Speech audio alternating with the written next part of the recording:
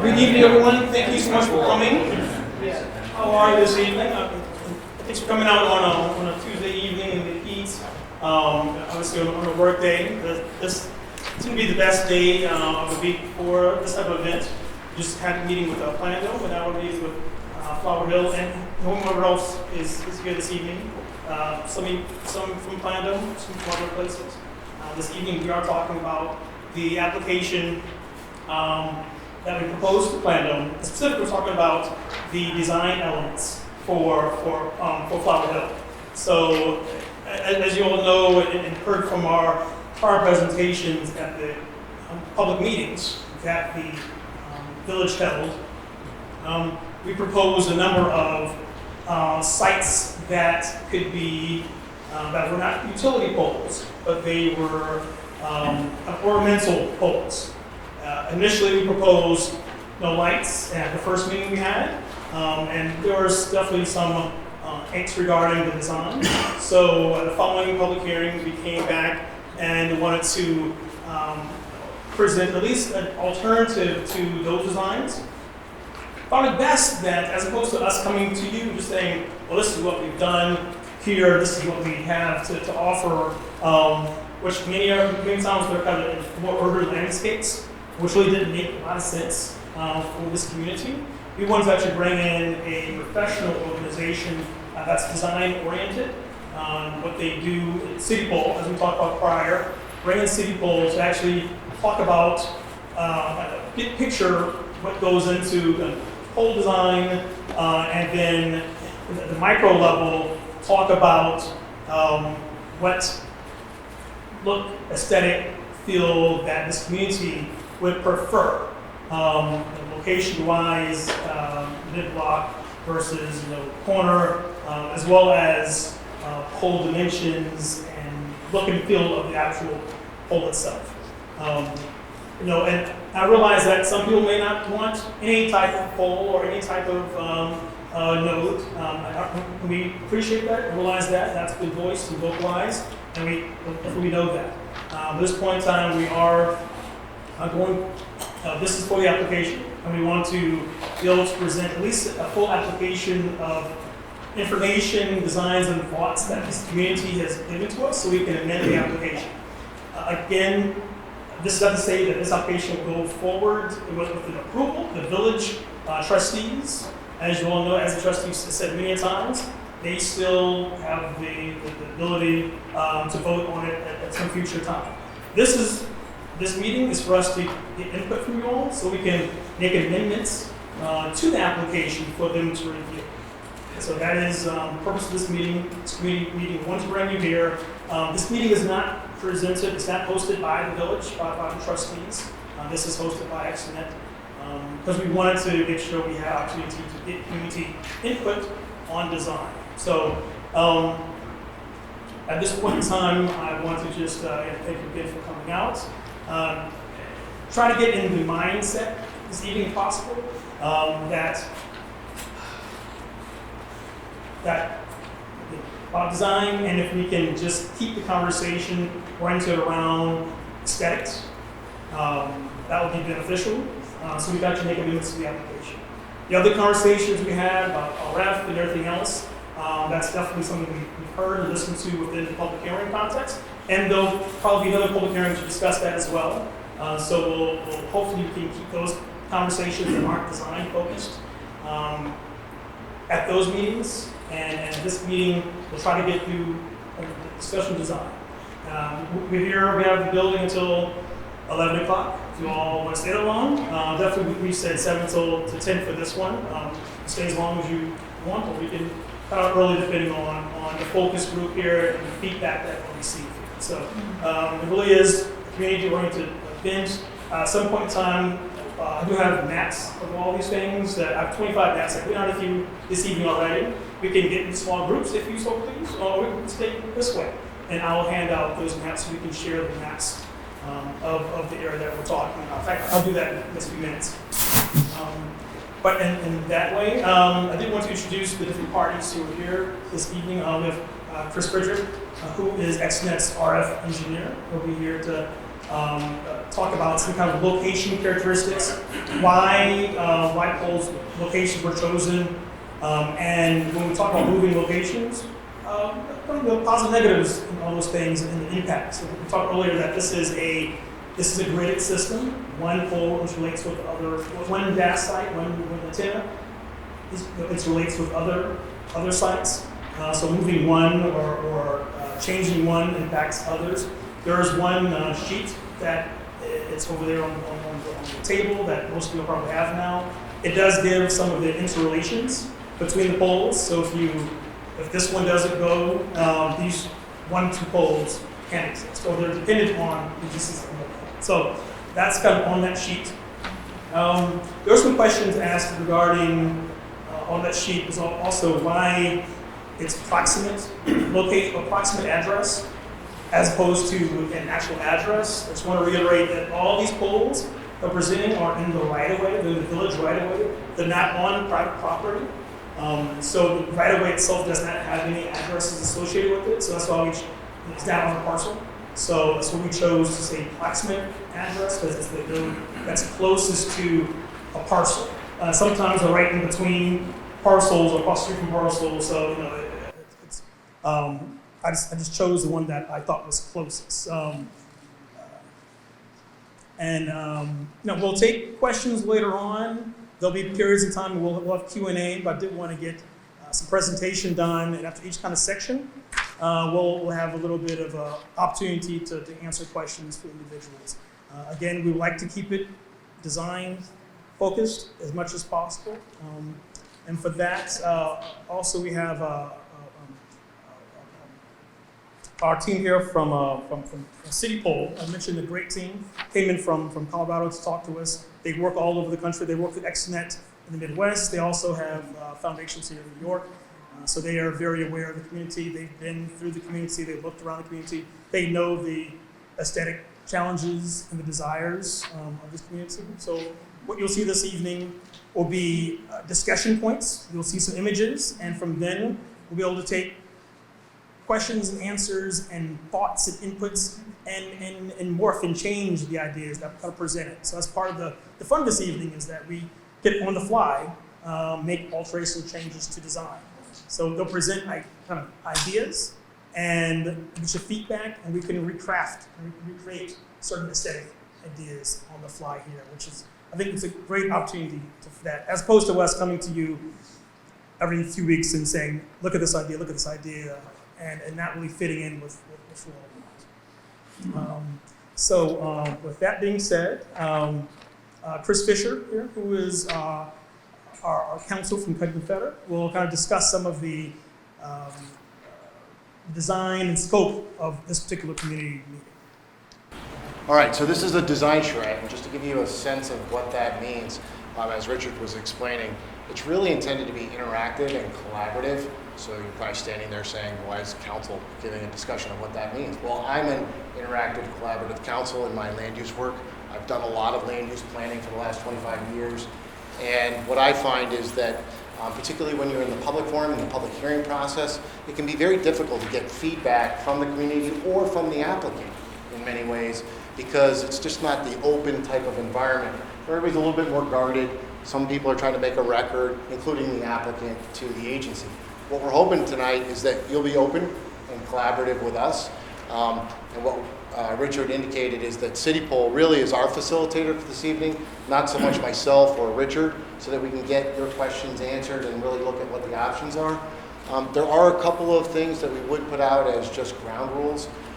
The agenda is intended to help us get to some outcomes.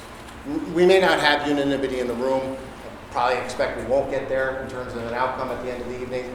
But it's important for this interaction to take place.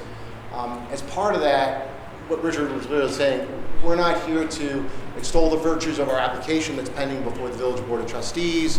Not here to talk about health and safety, although the invitation did give some information and references on that. We can talk about some of the technical issues that go into siting, and that's really Chris Frederick's responsibility, and talk about what options and what flexibility does XNet and Verizon have in this case, because there is some, but it's not simply that we can go away or put it nowhere. We have to have some above ground infrastructure somewhere for the system to work. The other parts of the agenda that you'll see, and there was a handout if you saw it at the, earlier at the walk-in. Really what we want to cover, 3 areas, and I'm going to do really quick PSE&G because some of this we have talked about in the public hearing process, but then dive into more deeply, which I think is the focus for you all. Location in terms of these above ground structures that are being proposed, and then design, and what are the options, and that's really going to be something that Extenet and City Pole are going to dive in deep with you. I myself, I'm not really going to get involved, but if Richard asks, we might just simply kind of just try to channel the energy into some areas where we can keep on track and keep on focus versus going into areas that are really more for the public hearing process. So just pivoting to PSE&G, I don't think, any show of hands, who here is near one of these small cell locations proposed for attachments to a utility pole? Okay, we've got 1, 2, 3 or 4 folks, maybe more. Yeah, in proximity to an existing utility pole line where we're proposing to put an attachment on the pole line, not one of the new poles. So, okay, so PSE&G is a utility, obviously. It provides electric in this particular area in Long Island. PSE&G has an obligation to make their poles available for all kinds of attachments. The most common ones you're familiar with are going to be your typical, what we would call in the industry, POTS, plain old telephone system, phone lines. Also, your cable lines would be attached to those poles, and obviously the electric distribution system. And depending on what the nature of those poles are, in certain locations, you're going to find transformers, cable boxes, anything that essentially is part of that network infrastructure that supplies that service to your home. What Extenet typically does, and this is pretty much standard across the country for any small cell operator, it's going to look at existing above ground utility infrastructure first. Their first goal is generally going to be, let's look at and see if we can find an existing utility pole where we can put a piece of equipment on the pole and an antenna on the top or somewhere lower down on the pole subject to the utility requirements. This essentially is because it's what our industry would call co-location. It's generally preferred by most communities to try to keep down clutter in the street, keep us on the existing poles, and give us an opportunity to provide our service to the community from that existing pole line. At both a federal and a state level, these utility companies actually have an obligation to allow companies like Extenet to attach to their poles. And what we have with PSE&G is what's called a pole attachment agreement. And that pole attachment agreement has all kinds of requirements associated with use of the pole. And that's something that in New York State, we have a state regulatory agency called the Public Service Commission. They oversee that. Their primary goal is to make sure that access to the poles is provided for the telecommunication uses, but also make sure that the utility lines are safe and reliable for purposes of electric service. In PSE&G's case, and I have about 25 copies or so, and I can leave these here. This is a technical document. I'm not sure it'll be something that you'll want to necessarily look at in detail, but if you want to look at it, this is what is called PSE&G's pole attachment requirements for wireless. There are all the kinds of requirements we have, and essentially to distill them down, we cannot install antennas above primary power lines.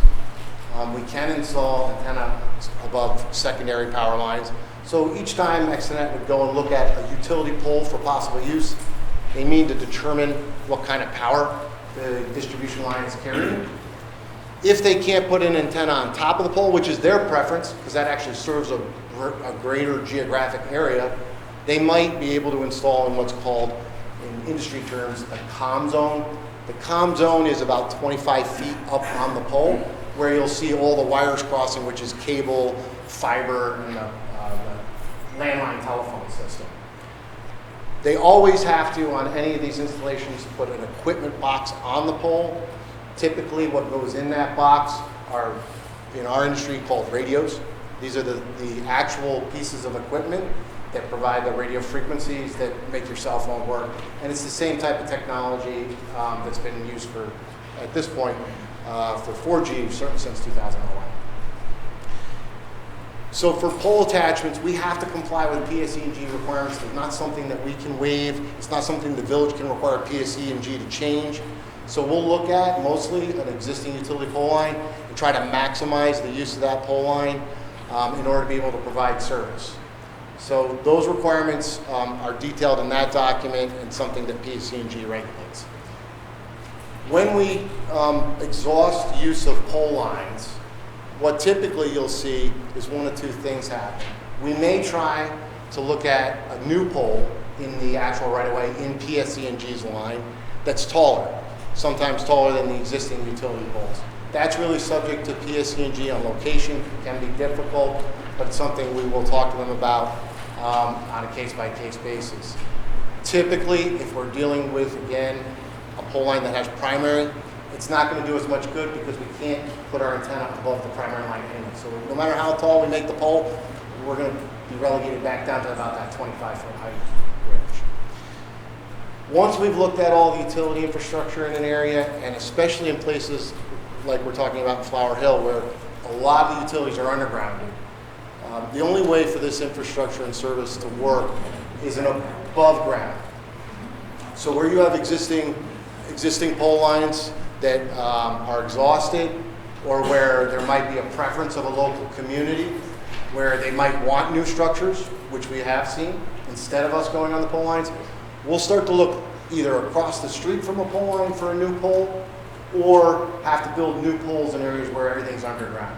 So that's what you'll see once the existing pole line is exhausted, or a community preference is driving us towards new structures.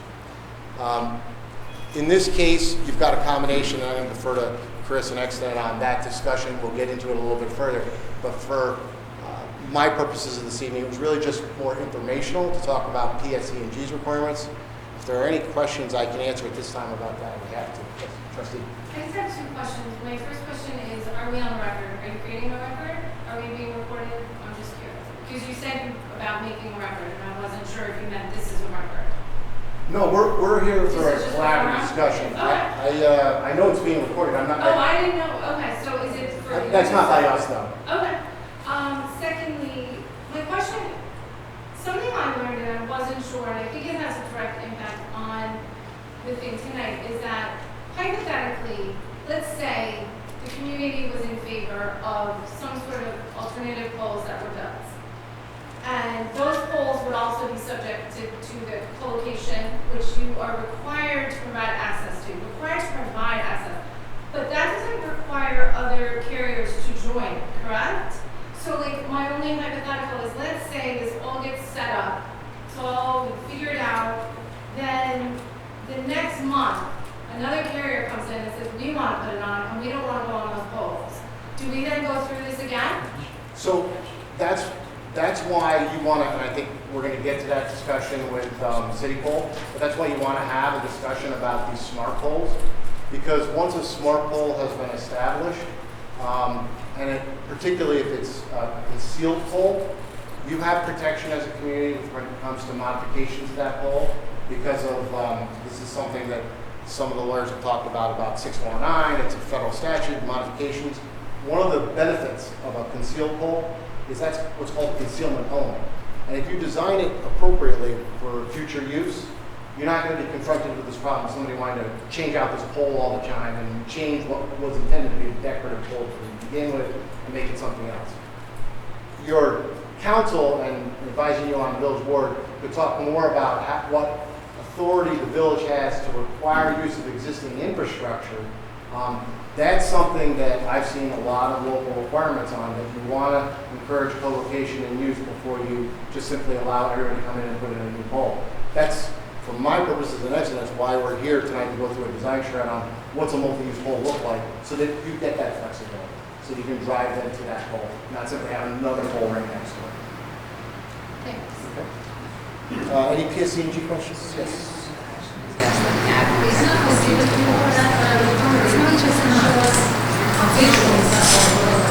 Yes.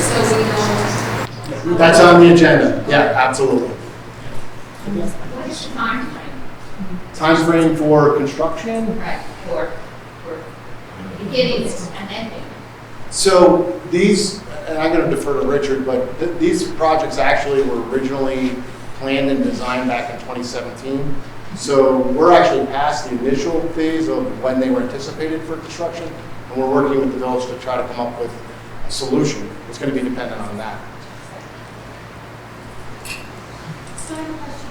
So once we agree to these poles, whatever the design is, of a multi-use pole by many people, and that fills up, and the next vendor comes by to request to provide a service, another pole would get built somewhere where they find adequate, could be a different house or a different location, or right in the same spot, but all of that is at their own option, and we can't say anything at that point. I think I'm putting her point a little closer to home.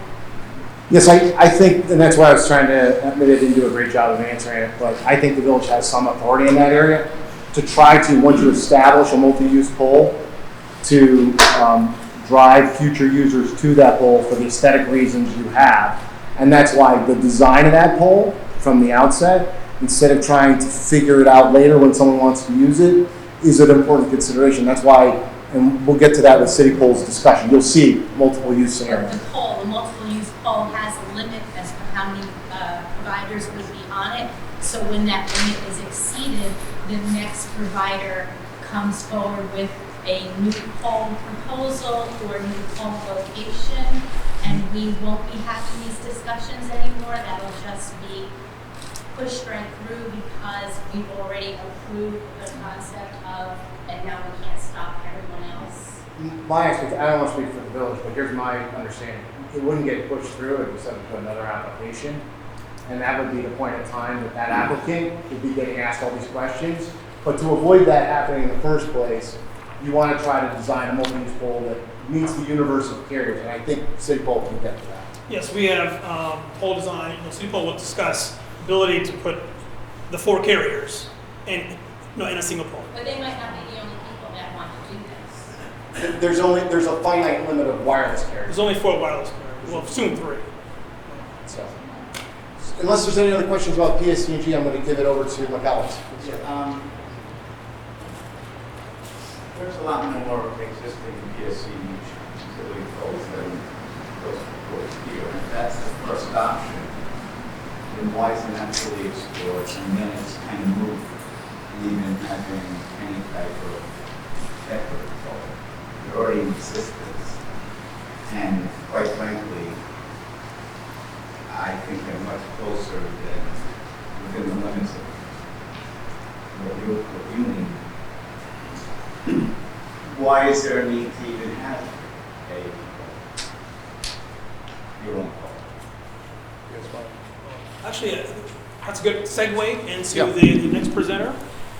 Chris Frederick here is actually our RF engineer who gets the specs from the carrier, and in this case it's Verizon. Verizon tells us what kind of service they need, what kind of propagation they need, what type of units they're using. And Chris used that information and identifies as much existing infrastructure being existing utility poles or street lamps or street poles that may be in a community. And at some point in time, if he can't locate something, at that point, that's when we kind of have to go to the route of adding a new pole. This map that I kind of showed you has kind of 2 sets of poles here. You'll see original being these are the original poles that we looked at for this area. Most of these poles are wooden poles, are existing utility poles.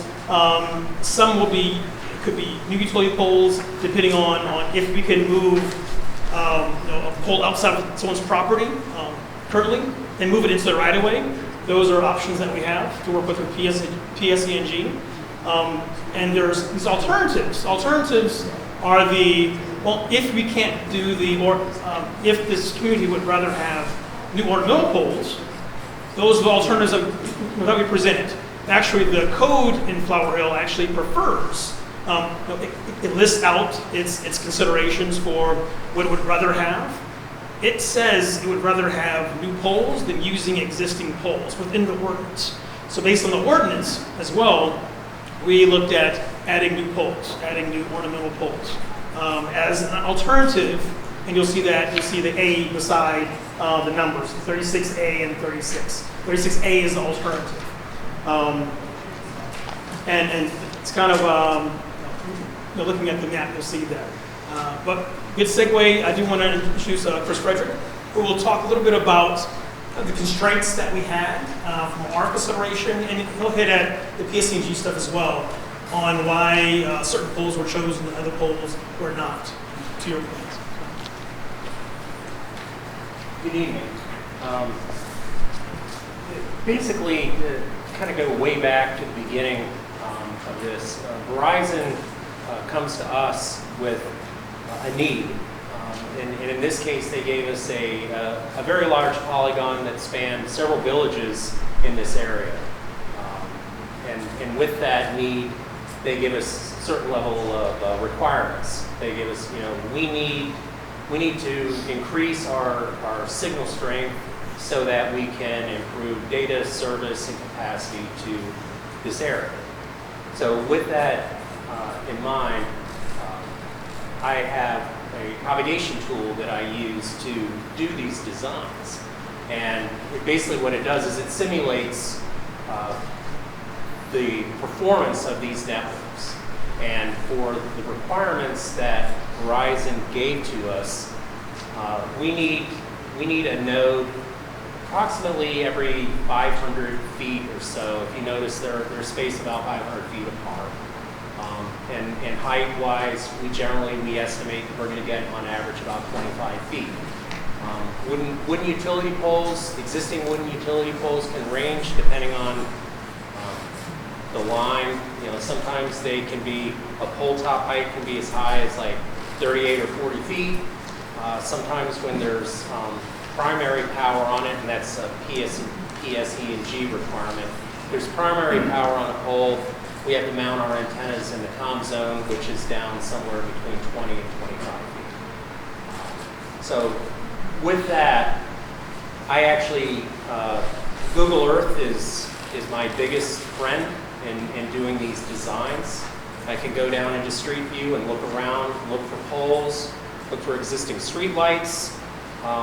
In some areas where there is no existing infrastructure, wood poles, street lights, I'll look for more inconspicuous locations where a new standalone pole would possibly be approved. But because these locations are spaced so close together, if you move one location, it tends to have a domino effect on its neighbors. So if you move one appreciably, you'll end up having to shift some of the others. And if you refer to this, there's basically equivalent of two alternative designs here. There's one that basically uses as much existing wood poles as possible. And then there's another alternative design that uses more new standalone decorative locations. But there's did you pass out the list of conditions? There's kind of Richard and I put together a list of conditions, like if, say for example, if 49A is chosen, then you can only choose 43 or 43A and so on. They're all interdependent upon one another. It's basically that. But to your question about the existing wood poles, again, if you refer to the original design, we pretty much use wooden poles anywhere we possibly could. I think Note 25 was the only new standalone pole in the original design.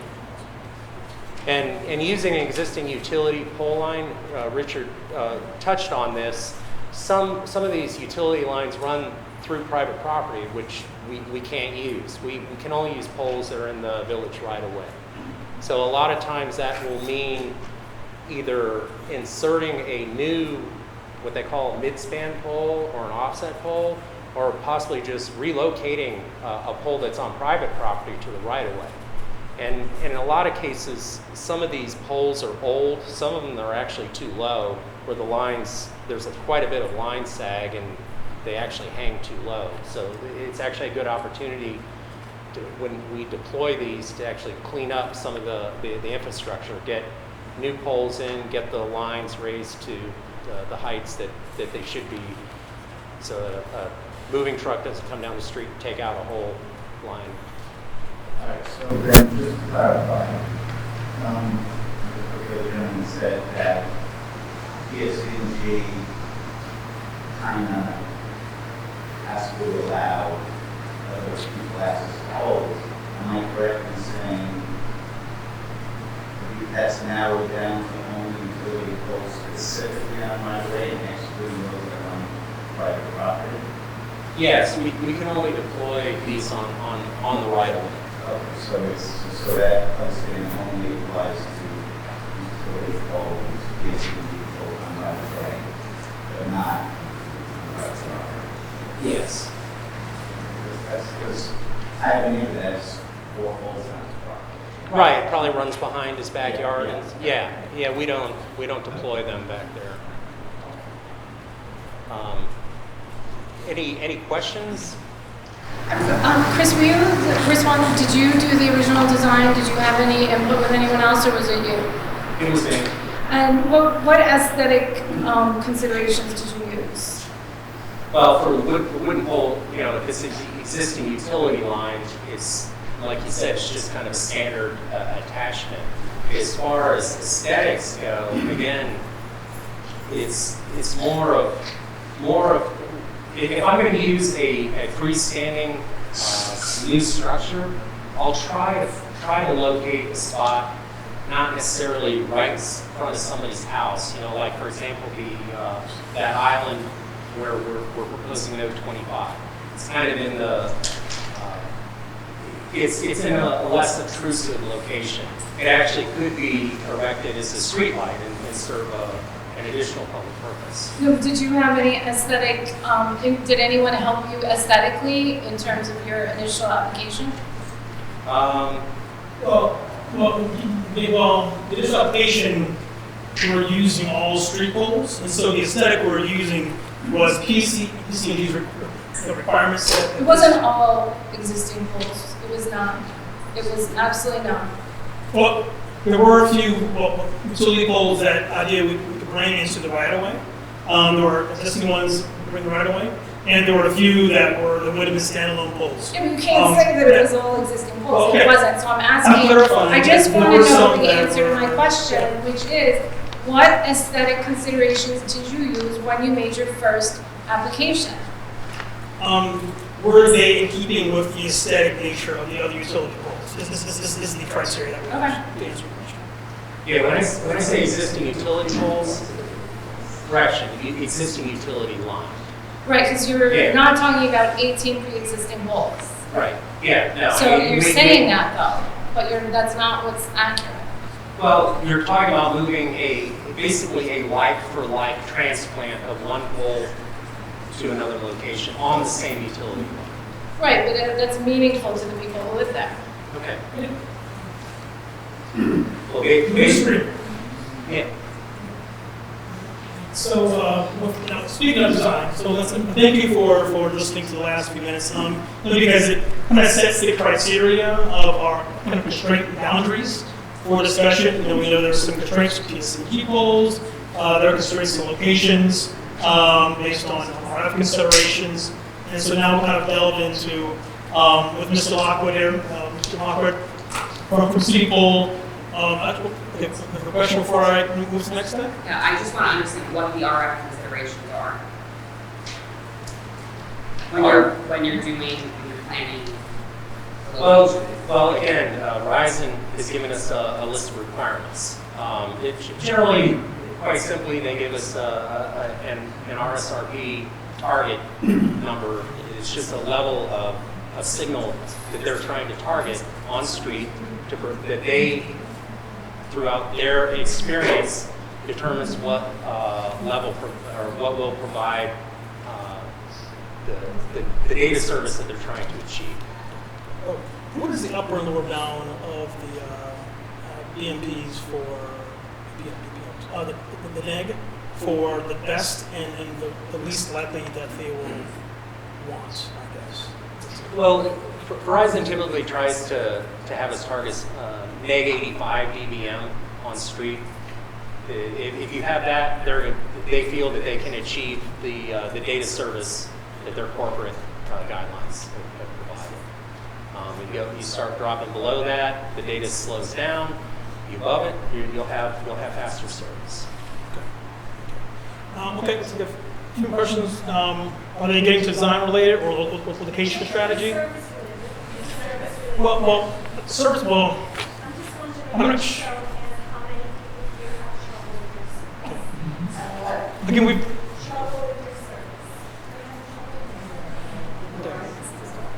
I believe Cityscape at the last public hearing made a pretty good presentation. And part of that presentation, and I don't want to speak for Susan, who is here right now, kind of talked about the fact that the business case, questioning the business case or questioning why Verizon needs a certain service level. They need a service level, and that's kind of where it stands. They expect a service level, and it's not based on individual, like your ability to. And they have a lot of data to support. Oh, yes, ma'am. If all of the residents in the house decided to switch to AT&T and T-Mobile, would we free up capacity for Verizon? Do you have Well, basically, basically, AT&T would be coming in here and asking for enough Verizon. So you would just substitute one carrier for the next carrier. They'll probably hire Crown, and Crown actually is a little less. But okay, one more question is design related or? Related to this issue, and that is that if you have this new 5G network, will work unless you buy a phone, tablet, computer. So I do want to make a point of information. This is a 4G network. This is not a 5G network. Just to read it, we talked about it a few times in the last meetings. It's not a 5G network. This is a 4G network. well, that's not how it's presented. When can we expect Verizon to come around and increase the 5G? Well, again, this is a 4G application. I can't tell the future. The reality is that the 5G technology isn't really designed well for communities like Flower Hill. It's really site point to point, and their poles need to be 100 at almost 100, 200 feet apart from each other. This community would not be desirable for that type of technology. So, I have no idea. I can't answer the question. I can say probability of it happening anytime soon is very unlikely because it doesn't fit the technology doesn't fit the mold of the community here. It's really designed for cities with very dense, and you can put poles very close, like New York City, Boston, other areas where you can put poles, every corner. That's where 5G is going to go because that's where it makes sense. Here, it doesn't make sense here. So, to answer your question. Again, this is a 4G application, so 5G questions we really can't answer because it's theoretical and I really have nothing to say to that because I have no data to provide. So, on that being said, one more question here? Yeah, I just wanted to clarify. 4G is usually what you see on the tall towers, and that's how 4G is done. It's a 5G is something that has a close range, say 200 and something feet, which is probably why they're positioning it at 500 feet, so that they can convert to 5G on the same locations going forward. 5G is something that all the carriers are pushing and racing to provide because they think we want it, though we all here agree we don't need it, and whatever. I think it's a business thing that the carriers are interested in, and it's a race with the carriers to be the first to provide 5G as though everybody's going to run their cell phone service. So I think right now we're caught up in a little bit of their business, momentum, and what they're positioning us for is a 5G network, but because it's not been approved yet and the equipment is not completely qualified down to exactly what gets put in a 5G network in these areas, they are installing now 4G on it but once they have the right of way and once we make the approvals, it will just convert itself to 5G without needing any change. So when they go on a pole, you don't know what they're changing out on that pole because they can't. And that'll be the same thing here. Just to respond to the misinformation that was put out there just now, this network couldn't work as a 5G, like I mentioned earlier. For a 5G network to theoretically work, nodes have to be very close to another. This network would not work as a 5G network. So, theoretically, in 10 years, if Carrier came in, they would literally have to triple the amount of nodes going in. That is not part of this application, and if that ever happened, you'll have an opportunity to nail those applicants and communicate and give your displeasure and deny those applications at some point in time. This network couldn't work as a 5G network. Can I just address one question? Because there's a lot of misinformation about what is 5G, what does it mean, not just here in Flower Hill, but in other communities. I think it's important to look back and understand that 5G is 5th generation technology. We're already currently at 4th generation technology.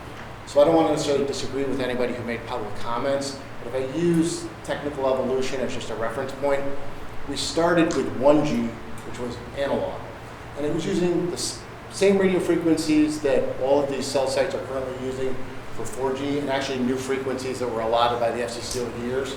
And then 2G came along, and things that engineers like Chris Frederick do every day, they were looking at, if you look at definitions, it's just how you use the frequencies that you're allotted by the FCC to provide these services. Then we got to 3G, then we get to 4G, 4G LTE. We're going to get to 5G at some point. When we were deploying 3G networks, we would have not been in a position to answer the question then, hey, when's 4G LTE going to come? What's it going to mean? What's it going to look like? What we could have done at that time is say, well, we're going to use radio frequencies that we have from the FCC. We're going to have to go back and probably modify facilities. We're going to have to change radios and put new technology into existing systems and provide these new services. That's about the best we could have said, and that's really about the best we can say today about 5G. Some points that were made are accurate. The standards were just actually adopted within this year. So we'll see what happens. What I think Richard and Chris are trying to explain to the community is 5G using new frequencies that have never been used before in wireless networks, which are typically referred to as millimeter wave technologies. Those are the kinds that are really meant for dense urban environments where you're going to need a much more denser wireless network to provide that type of service. So when they say they don't see that being applied out here in Flower Hill, it's a lot of because of the density of the population, the tree cover. Will there be some version of 5G using existing frequencies that these carriers have? I suspect so. But when we talk about 5G and millimeter wave technology, I think that's where they're saying they don't see that application. But be that as it may, we have a 4G LTE network that we're proposing to enhance service to the community, provide additional services, and they have a right as an applicant to come before the board and ask for permission to install this equipment. And the board has certain rights to ask questions. But I don't think we're going to get very far trying to delve down and figure out when's 5G coming, what's going to look like. When we get to more questions about what could be the infrastructure change, I think City Pool can really help us. And they might be able to answer questions you might have about what could that change look like, what might it mean, even though we don't exactly know when or if that will happen. Well, and on that note, I want to introduce Jim Lockwood from City Pool to start our kind of discussion on the aesthetics design of the network, the poles. Yeah. Thank you, Richard. And thank you for the invitation, for being here, and for being here with us tonight. So, I can, yeah. If I need the mic, I can use the mic, but I'll speak up. I'm also here this evening with Dana Castronova on the left. Don't put your hands up. He'll join us as well. Dana is one of our lead design engineers. He's also an artist. He's very skilled in solid modeling. So Dana is going to be speaking a bit to the idea of 2 and 3 carriers, how we accomplish that inside of a City Pool. Matthew Doran is here as well. Matthew is very much involved in our business development sales, and he'll be facilitating a lot of their questions from you and capturing a lot of notes. Can you hear me a little better now? Yes. Okay, great. Thank you. So just a little bit of background. We have been in business 20 years. We started in New York City, developing wireless infrastructure. A lot of that was macro cells for the last at least 4 or 5 years. We are almost exclusively working in the area of aesthetic, community-friendly small cells. It's a very important area. It's very important for communities to be able to deploy these small cell networks in a way that you want them. So if you look at our core business, it's really smart pole designs that blend with the environment. And technology integration. When we say technology integration, it's recognizing that there's going to be changes in even existing 4G radios. There's going to be different technologies that change maybe every 6 months, every year, and poles need to stay the same. So the idea is it's permanent infrastructure, it's attractive, it doesn't wear out, it's as permanent as existing poles in the community as it homes. And so we strive very hard, we work very hard at designing solutions for smart poles, sometimes they're street lights. We work with major utilities, we work with the carriers, in coming up with solutions that everyone's very happy about. The one last item I just wanted to mention here, we're also because of the background of what we do, we work with communities. We wrote the standards for the city of Austin. The city of Austin, Texas was a very difficult environment for acceptance and approval. As a state capital, a lot of conflicting interests. We wrote their standards for architectural guidelines for smart infrastructure, smart poles, smart furniture. Same for the city of Denver. We're working now with the city of Memphis, city of Greenwood Village. We're working around the country also with community boards and coming up with solutions that are in concert with the carriers and companies like Extenet. So if we look just at the core of who we are, we focus on next generation smart pole solutions for design conscious communities. We consider our company very creative. We have a number of industrial designers, mechanical engineers, structural engineers, really focused on all the elements and components, the multidisciplinary team that it takes to develop attractive infrastructure. Quality fabrication, everything that we do is designed to last. We're not using composite materials except for the RF transparent shrouds. The materials are either aluminum or steel. The poles are always steel themselves. They are thermally managed. The fans, if there's any fans in them, they're basically very quiet. They fall within the guidelines of basically standards for the community.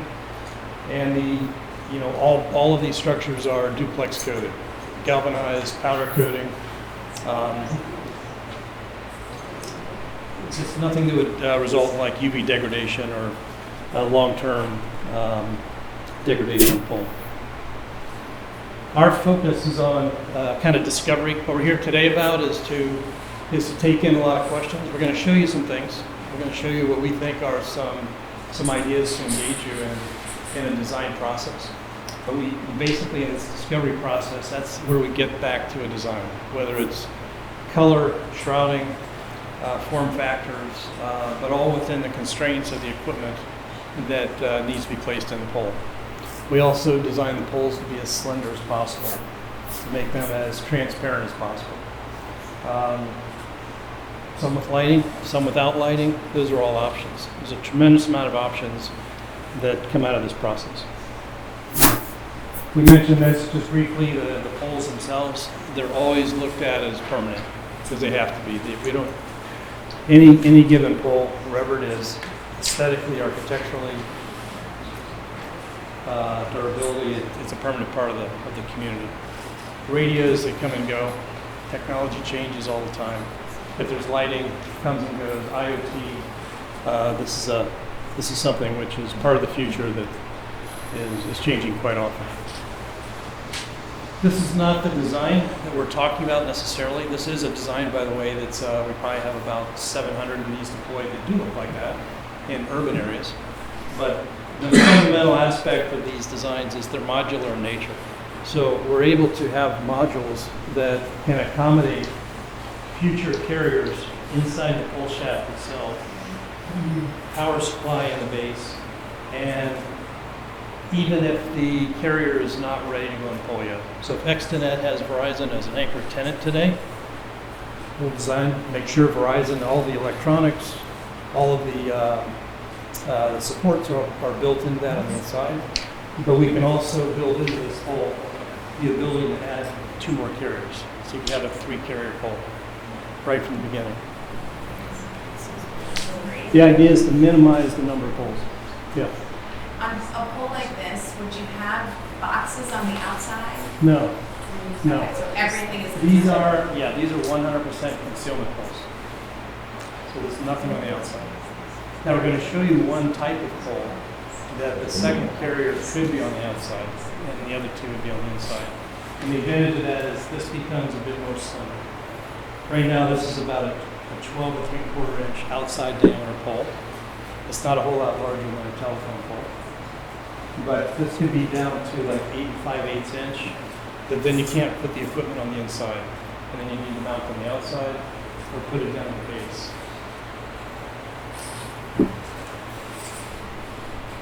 With that, I'm going to ask Dana to talk a little bit about just the technology, how it fits in, and some of the design process we go through. And please ask any questions that might come up as you have that. We'll capture this. Yeah, once again, I'm Dana Castronova. I'm the lead product development engineer with Comtech. City Pole is my primary focus within the company. So a lot of the equipment, the larger equipment, it starts with the base cabinet. The base cabinet is really a cohesive place where everything that powers the site can come in. So we have power management, fiber connection management, and any metering and other requirements by the utility. The utilities here will require metering on these poles, but the way that we approach these, we try to integrate that into the design of the pole. So you're not just sticking a meter box on the exterior, essentially only the meter face where they can read the meter, get the data that they need is exposed. It's adaptable, it's built with a flexible mounting system.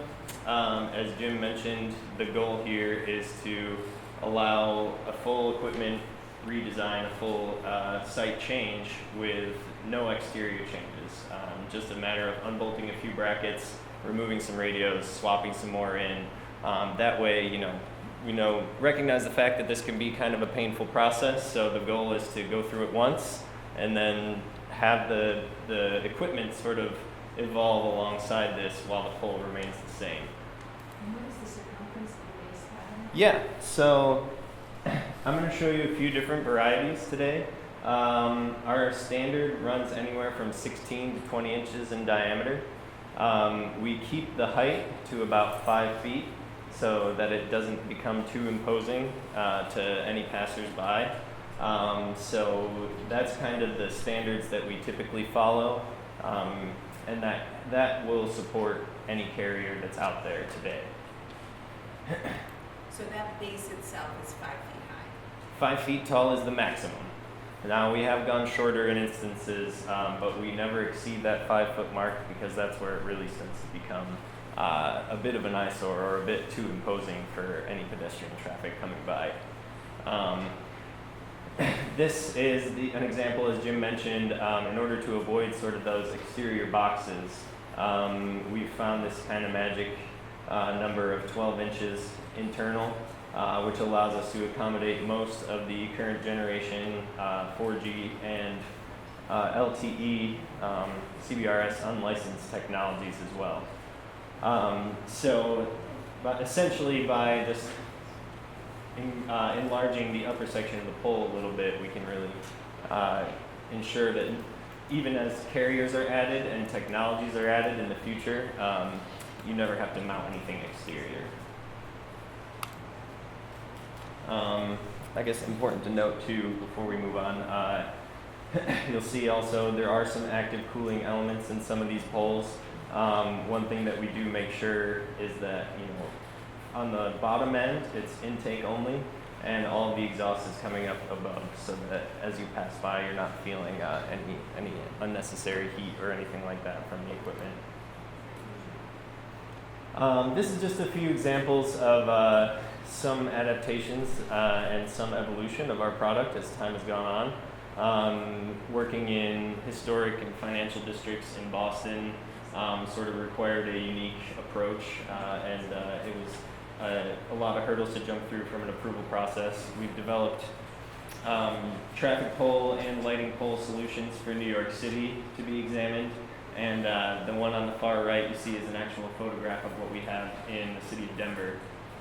That one was designed to be essentially an exact match to all the lighting that's currently in place there, just to ensure that as you're passing by, it doesn't stand out. I'm very frequently asked, once people find out what I do, like, when are they coming to Denver? And they're already there. There's hundreds of them. The idea is you never even notice them. This is just an example of what can be done with traffic structures. I know that's not going to be a real prevalent for this community, but just another adaptation. I know the system can appear very modular and very much just a luminaire. Really, it's about adapting it to the situation. One other we have, this is for Santa Monica, California. It has actually since been adopted in Anaheim and is currently being vetted out in San Diego and some others. So essentially, again, unique architectural challenges. In addition, you have the sea, you have high winds, you have other factors that need to be sort of dealt with, and all the poles there are concrete. So as part of this project, we developed a coating to kind of mimic that concrete look. And thus far, this is our Santa Monica variation, but this and our San Diego are currently the only approved designs that have gotten through committee. So we're always continuing to sort of push the limits of what we can do aesthetically to really make these more visually appealing. Installation process, this is more just to ensure that it doesn't disrupt the flow of traffic. We've gotten it down to where once the hole is exposed and excavated, these poles can typically go in about an hour. We're really trying to just minimize that downtime, minimize the disruption to the community as they're installed. And then I think I'm going to let Matt Doran take over for a little bit here.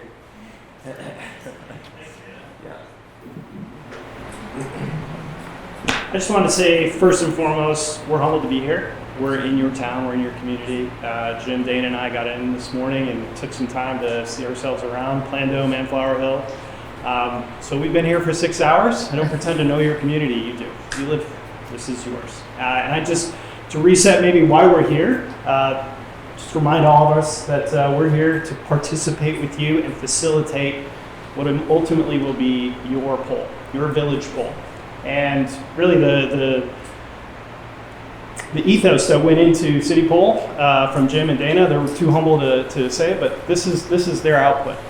Their work with the City of Denver really shows. They're passionate, they're designers, they're engineers. So we like to operate in a fact-based world around technical things, but also the things that bring joy to a community from an aesthetic and design standpoint. So we really hope that the spirit of this conversation can revolve around that, because that's what we're here for. So please utilize this as an opportunity.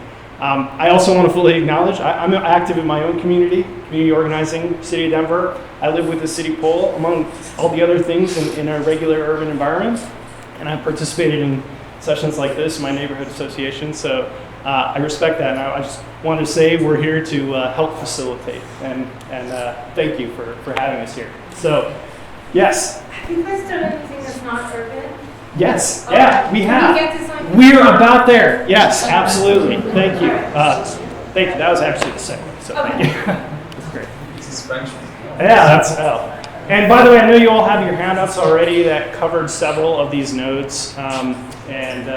These we just sort of broke out to demonstrate different functions. So when we show some of the design functionality, we tried to recognize where these nodes lived within the community, especially as it relates to the streets.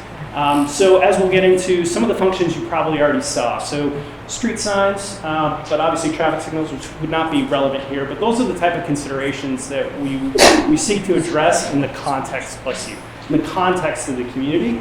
And so we'll kind of walk through that, and hopefully that'll start to tease out some of the design features that we want to cover. So starting with intersections and traffic islands, and these 7 node locations that are on the sheets and the handouts identified here as well, bird's eye view, as well as mid-street pole locations. So maybe it's not at the end of a street, so it wouldn't have a stop sign, obviously. It's in the middle of the street. And finally, making of the village pole here. I'll invite Dana back up as part of this participative process, and Jim as well. These are, by the way, these are concepts that came from us, but we really genuinely are here to hear from you. So we can speak to what are the technical constraints, and we can talk about form factors and proportion and all the things I know you're going to be passionate about as it's relative to the aesthetics of the community. And we can just, from a classic design charrette standpoint, say that will work or that won't work. So just know that, and we're all open here for what will work and won't. So if there's anything else with Dana, okay. That's a good way to start. Yeah. Oh, the projection is not great on there. Yeah. Well, can get that. Yeah. Yeah. So just to start off, I want to say a lot of what we're kind of looking at here with these 3 pole types are kind of a little bit of an idea of what's possible. Again, as Matt mentioned, working within the constraints.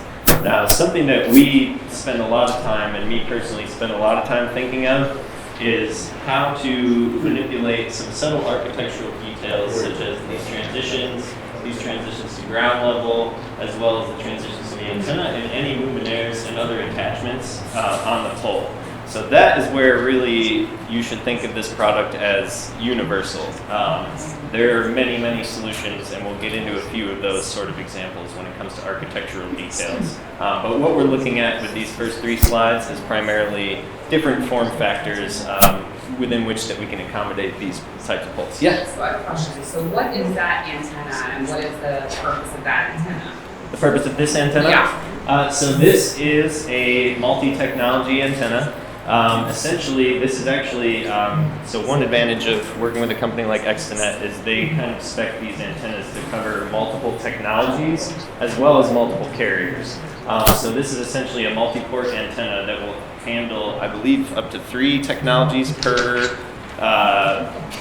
carrier. So essentially you're getting multiple bands of 4G, but these are mainly focused on 4G technology. And then I think it will also cover some of the unlicensed band technology, correct me if I'm wrong, that is sort of a bridge beyond 4G. But primarily the purpose of this antenna is to expand the 4G coverage, allowing it to reach more people and have more data capacity and therefore more speed. So my second question is, in these pictures, and I know this doesn't depict the exact location. Right. I know we're not really covering the EMF or the radiation, but at the base, where the technology that's in the bottom, where is the EMF radiation coming from on this pole? Yeah. And then how close, because when these things are, on Stonytown Road, we have bike paths and different things. Now you guys have driven around the community. Right. So people will be in close proximity to these poles on a daily basis. Yep. So I think we need to understand exactly how that technology functions, and do need to understand how the radiation and emissions of radiation come from these poles. Sure. Well, yeah, so the equipment in the base, as I mentioned, a lot of it is purely distribution. So that's where all the fiber will come in, all the power will come in, and then you branch those out to any of the radios.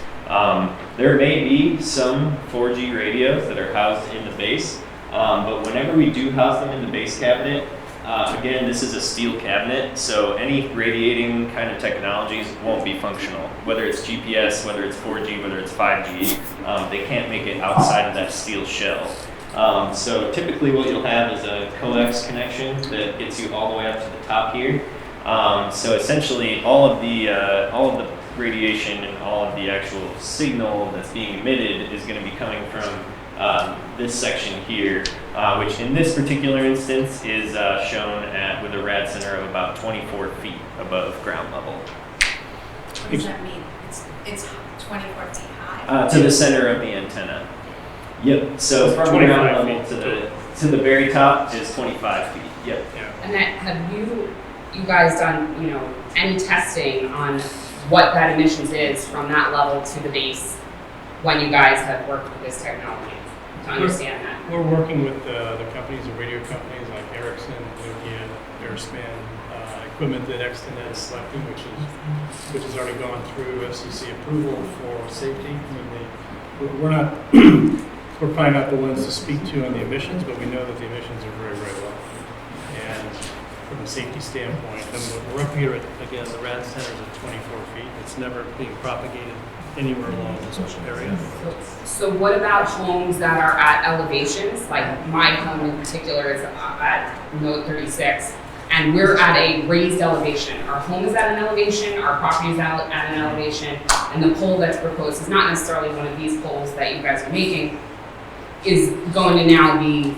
so it's going to be parallel to the ground where we are. Where we are. Sure. So the fact that people looked at Google Earth is really wonderful, but the fact that nobody actually went to the site locations to look at them, and the topography of the land is another issue. Unless you're 10 feet from the antenna, you're going to be less than 1% of the federal mandate. Well, the setback is... The federal mandate that was made in when? When was it? 1996? It actually goes back, even further than that. Okay, so that's my point, is that, these 76? Thank you. So what's important though, I think, just for looking at the geometry, just to answer your question, because I think I want to make sure I do. If we think about it as a sphere around that, and you drew a straight line as the bird would fly, and as you talked about your elevation, so we're talking now about a distance now from that equipment if you're at elevation, would be what we're talking about. Is that your question? You're asking now if it's now matching this distance? Yeah. And I think to his point, you would have to be within 10 feet now, anywhere within a sphere or radius around that to even be questioning. So you're going to use the setback set forth in the village to make sure that these poles are not within 10 feet of people's property? We actually run EMF reports. We have. That's not what I asked though. Yeah, well, go ahead. The measurement's not from the property line, as it's just being back, it's around the antenna. So what we will make sure is that any antenna installation is not going to be put in a location where there's an occupied structure within 5-10 feet of the actual antenna. It's not a distance to the property line. Well, what if I decided to build my house out? I'm just saying, I just feel like, it's a public thoroughfare in the front of our home, and when you looked at the topography from Google Earth, nobody took into account this is the front of our home and our property that we look out on. So I'm just questioning, the locations and where these proposed things. I'm not questioning the design. I understand this aesthetic, but I do want to understand, it's a little worrisome when I see it looks like a children playing sign on there, and I don't know where that is. But I'm just trying to understand, where, because I know some of these are in close proximity to places where we do have children playing, and I need to understand. I mean, my children aren't even 5 feet tall. I need to understand what kind of risks are posed to them by being near these poles. I mean, we can't talk about that here. I understand. Maybe though, it sounds like there's an answer though from You guys right. It's been a question if they're safe or not. Yeah. Yes. Yeah. According to the federal government, they are safe. They're actually less. According to you, you're a professional, and I'm asking you your opinion. My opinion. And according yes. to you, I want to know if you're safe. Yes. Okay. Yeah. If I live in rural Western Maryland, my coverage is terrible. I would love to have one of these programs. So why are you there? Why are you here? What's So why are you focusing on being here and focusing on there? It's all right. Okay. It's all right. So the answer to the question is you can't. That's not your your specialty. So It's you can't not, answer it's that. not. We Okay. certainly can speak to the safety of these from a structural standpoint, which I think is can't be understated. I Jim mean, himself has built bridges and. Yeah, no, we've been in the We're water. not questioning that. Yeah. I mean, we've been in the industry 20 years, and we certainly have been in so many engagements related to RF transmissions. And I mean, from not being an RF engineer, I feel completely safe in everything I've read and everything that has come out. I mean, we are, the poles that you saw in Denver, same radio heads, 10, 12 feet away from apartment buildings and complexes. All How of long that. are those poles in? Since 2016, but yeah, the technology long before that. Yeah. So then, if we wanted to do though, if that's okay, just we wanted to look at. Yeah, go ahead. Are there examples where this design houses 5G technology today? There are. There are, yeah. Yes, but I mean, we've probably installed over 500-600 5G installations, but they're all in urban areas where they're 200 feet apart. Or same design can have Yeah. technology. Not exactly. Yeah, I want to make sure we're answering exactly Yeah. right. When you say this design, no. So this design does not facilitate 5G. That's your question. No, I guess my question was, do you have examples of this pole today that has 5G technology? You said we have 600. Yes, we do. Yeah. And I wanted to qualify this poll because this is a photo simulation. Variation of this. And I'm sorry. Something that looks very similar to this. Yes, Yeah, yeah. yeah. Sorry, I wanted to answer it correctly. Yeah. Second question, who owns the pole? Multiple parties. We have multiple customers. That's But excellent. yeah. In this case, it would be excellent. Yeah. So Exonet owns the pole, leases it to Verizon, in this case, and then leases it to other people. Yeah. It accident owns the pole, then it has essentially a license agreement with Verizon. Okay. When you guys put these poles in, you said this one's about 25 feet. Are they all, like, do they have to be 25 feet? Can they be shorter to work? This was For big. this design, they cannot be any lower than 25 feet. So the minimum? Yes. They might be larger. No, we're proposing 25-foot poles. So They're not gonna be shorter, they're not gonna be taller. Yeah. Okay. All 18 are going to be, all 18 antennas will be at 25 feet. As proposed. The existing utility poles may be different heights, because there's variation with those.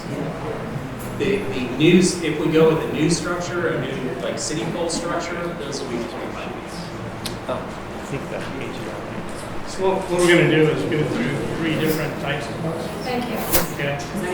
Is that, are these existing somewhere right now? Is this a picture from someplace? This is a photo simulation. Yeah. Let me just. Yeah. So every one of these looks fairly similar, but they have very different functionality. That's what we're going to talk about this. Okay. In Denver, for example, another part of the country, this pole is typically about 10-inch inside diameter and 16-inch base. That's what city council, the mayor's office, and they love that. They love the form factor of it. That's the one that you see here. Yeah. That's a real And photograph. can that hold 3 inside? Or is That that can hold 2 two. inside and 1 outside? Right. 2 inside, 1 outside. Exactly. Type 1 can hold 2 inside and 1 outside. Which, the one before that? Yeah. That's 2 inside, 1 outside? Yeah, 2 inside here, 1 outside through a backpack. Oh, I didn't The see next that. 2 that we show you is Okay. all inside. Yeah, so that was kind of. This is an 8. Helps cover it up. This is an 8 and 5/8 inch diameter upper pole. And that's a I don't want to lose sight of this, it's not talking over here in questions. Yeah. Let's make sure that the whole room can understand what's being asked and the statements Yeah, thank you. responded to. Make sure that you all get a chance to hear as well. And the camera gets a chance to hear. Yeah. So I think if we went through 3 different pole types and then talk about all the possibilities, it would be a great way to kind of segue into, can we do this, can we do that? We don't like this, we don't like that. This particular type 1 that we put together, that happens to be an 8 and 5/8 inch upper pole and a 16-inch lower. This would look almost identical at 18-inch, and it would allow for a little more equipment in the base. This is a design that was accepted by the city of Greenwood Village. outside of Denver. It's a suburb. This is what they landed on. They also have a lighting mount. All different kinds of lights, all different kinds of mounts. If we go to type 2, let's do that. Type 2, this is a little wider upper pole. It's basically a 12 3/4 inch OD, 12 inch inside diameter. That allows any one of the carriers, Verizon, certainly, to go inside of this pole. There's no backpack on the outside. 3 carriers can be handled by this. The base cabinet doesn't necessarily have to be there. That'll be type 3. The base cabinet we typically will include because sometimes it gives a nice look to it. It gives kind of a foundation. The shrouding here can be about anything. It can be historic. In Boston, we made this look like acorns. And the base looked like acorns in some city parks. But this is all steel. The shroud is aluminum. It's all powder coated. No chance for UV degradation. Super high quality materials from the standpoint of just wear and tear. But 100% concealment pole. We go to the next type 3. This is a pole that's now been approved by the city of Los Angeles. They were concerned about the footprint in the right of way. It's going near the sidewalks. They want to have as much space as possible. So the 12 3/4 inch diameter outside goes all the way to the base. There's a little architectural shroud on the base. It also makes for a nice transition into what could be a 14.6 inch to a 16 inch canister. I think Extonet's using probably in that range, I would guess, 14.5 to 16. I think that he's between 14.5 and 16 inches high. And this is based on a 14.6 from a 12 3/4. So it doesn't look like a popsicle on the top, which is something that could be a bit unattractive. Again, with or without lighting, all kinds of lighting options. But these are 3 types at least that, based on our discussions kind of coming in, based on having roots in this area originally, frankly, and knowing communities similar in terms of architecture, there could be at least a starting point for a discussion. Yeah. Well, that's a good point. What do you see as designers as something that would blend, likely not seamlessly, into Flower Hill, but what would be most aesthetically, potentially blended in? Because these things clearly won't blend. I mean, I can understand them in Denver, I understand them in LA, Santa Monica, all these places, but when you're in Flower Hill, there's nothing in the right of way right now. There's no infrastructure. These could be brown. These could have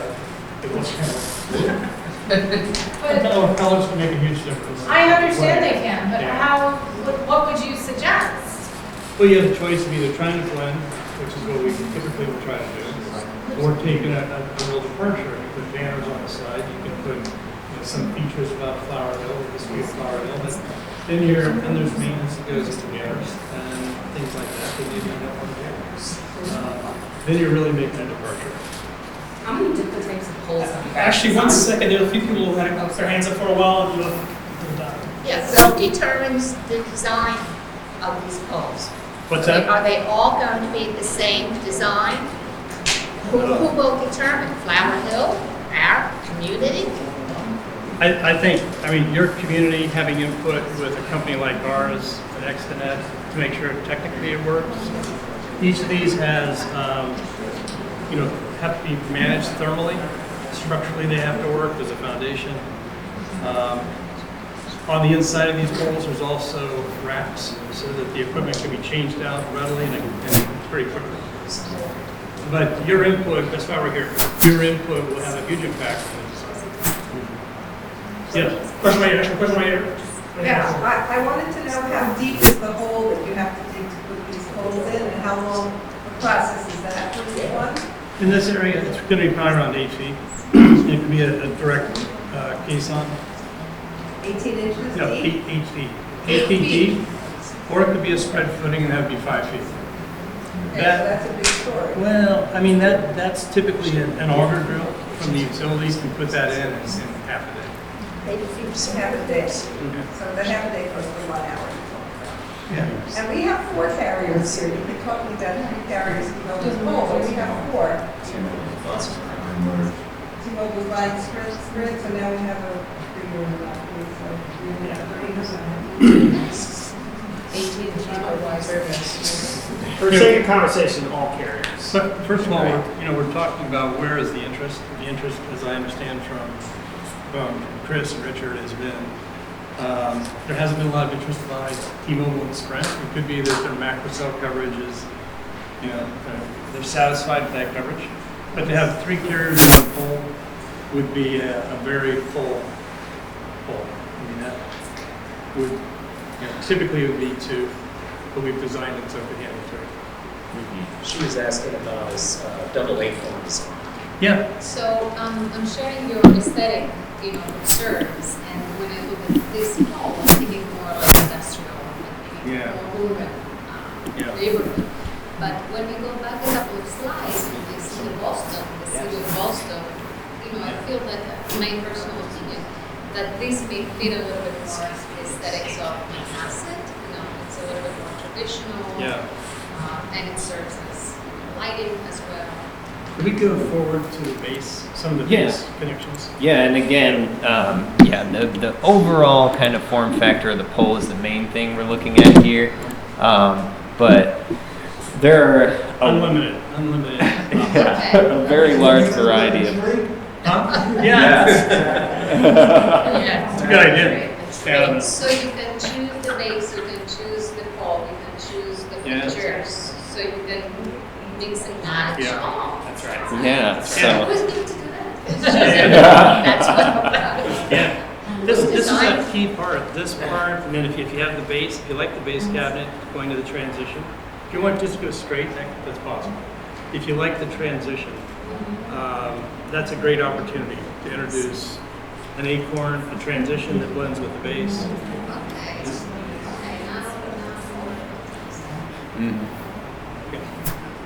I just think the ornamental pole is a non-starter. Okay. It just doesn't make sense in that community for me. I mean, there's no precedent for street lights and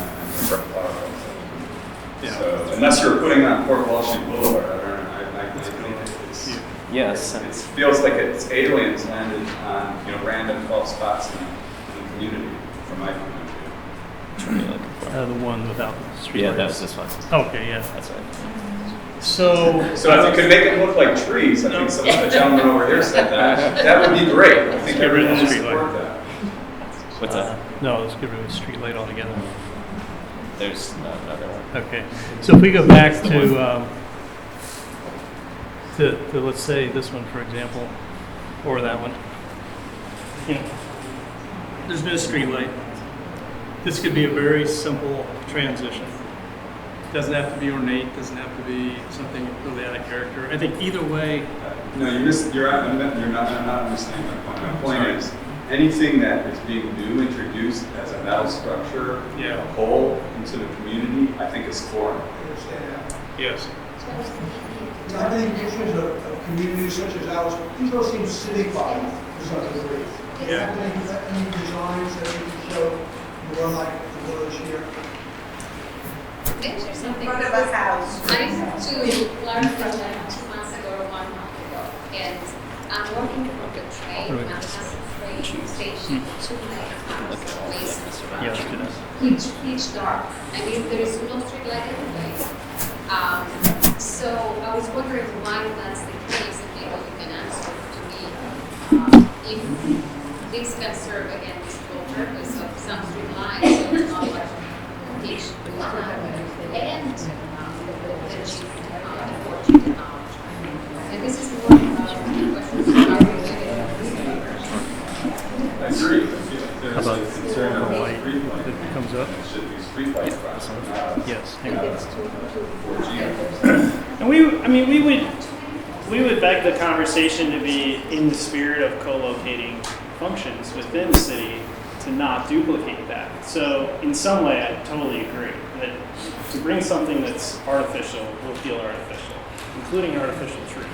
But if there's a function and a need for that function, then we can facilitate that. So if as a community, the consensus is to bring street lighting, we can do it. So we can't necessarily make that decision on your behalf by any means. I think Yes, we've been confronted with that as a design challenge. It's something we were just talking about today. He was asking about. Thank you. Yeah, he was asking about wood, and wood as either. On the southern state park, they're kind of there. Yeah. Wood lights. Yes. Yeah. If they're one of nature, Yep. big giant. That reminds me of when I was a kid in Queens, the air raid sirens that they used to have. But they still have a bunch of them around. Sure. Sure. That's what. Sure. So similar to what you saw in Santa Monica, it looks like concrete, but it's not. The outside of this can also look like wood, but it's not wood, but it's going to look like wood. But we're not going to put bark on it, like a fake palm tree. Let me just say one thing though. The lighting in the community, the bulbs that are relatively simple, this could be brought down to the elevation of those other lights. And this arm doesn't have to look like this. These are just some ideas. And you could have basically the same luminaire that you see on within the community now. Not forget these. It would be what you're accustomed to, but it would be down at the elevation. And so your eyes kind of drawn to the light bulb, but what you have kind of going past it is high-speed broadband. And again, kind of to Matt's point, if lighting isn't meaningful in a particular area, whether it be street signs or stop signs or other types of sort of other types of pole kind of roles that they can fill, there are options along those lines as well. So let me ask you a question. What do you like? What would you like to see? Because we can do a lot of things. I'm sorry, I have a question. Is that okay with you? The poles, the industrial poles that you guys have the antenna on, what is the pole that if we were to make it, I just want to understand the base, that would never be on the outside of it? Like the antennas, you know that you guys have the pictures here with the antennas, what is the shape or the size of the pole, or is that just? It'd be like 14-inch. The one that's 12 3/4 inch transitions to 14.5. You really, it's very, the transition to the antenna is almost unbelievable. And is there still a possibility that even if you build the poles at those widths, that these antennas could be placed on the outside of them? The one. Oh, the antennas on the outside.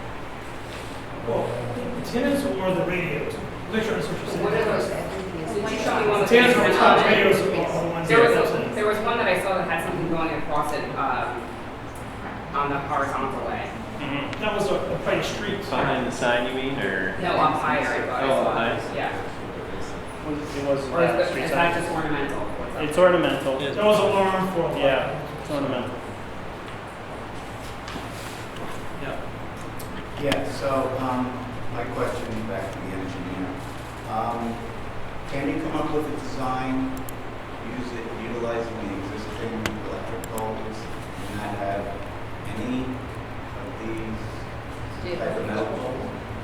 Well, our original design pretty much utilized the existing utility lines. I mean, there were some reworks on the utility lines where we had to move some poles out of the private property to the right of way, things like that.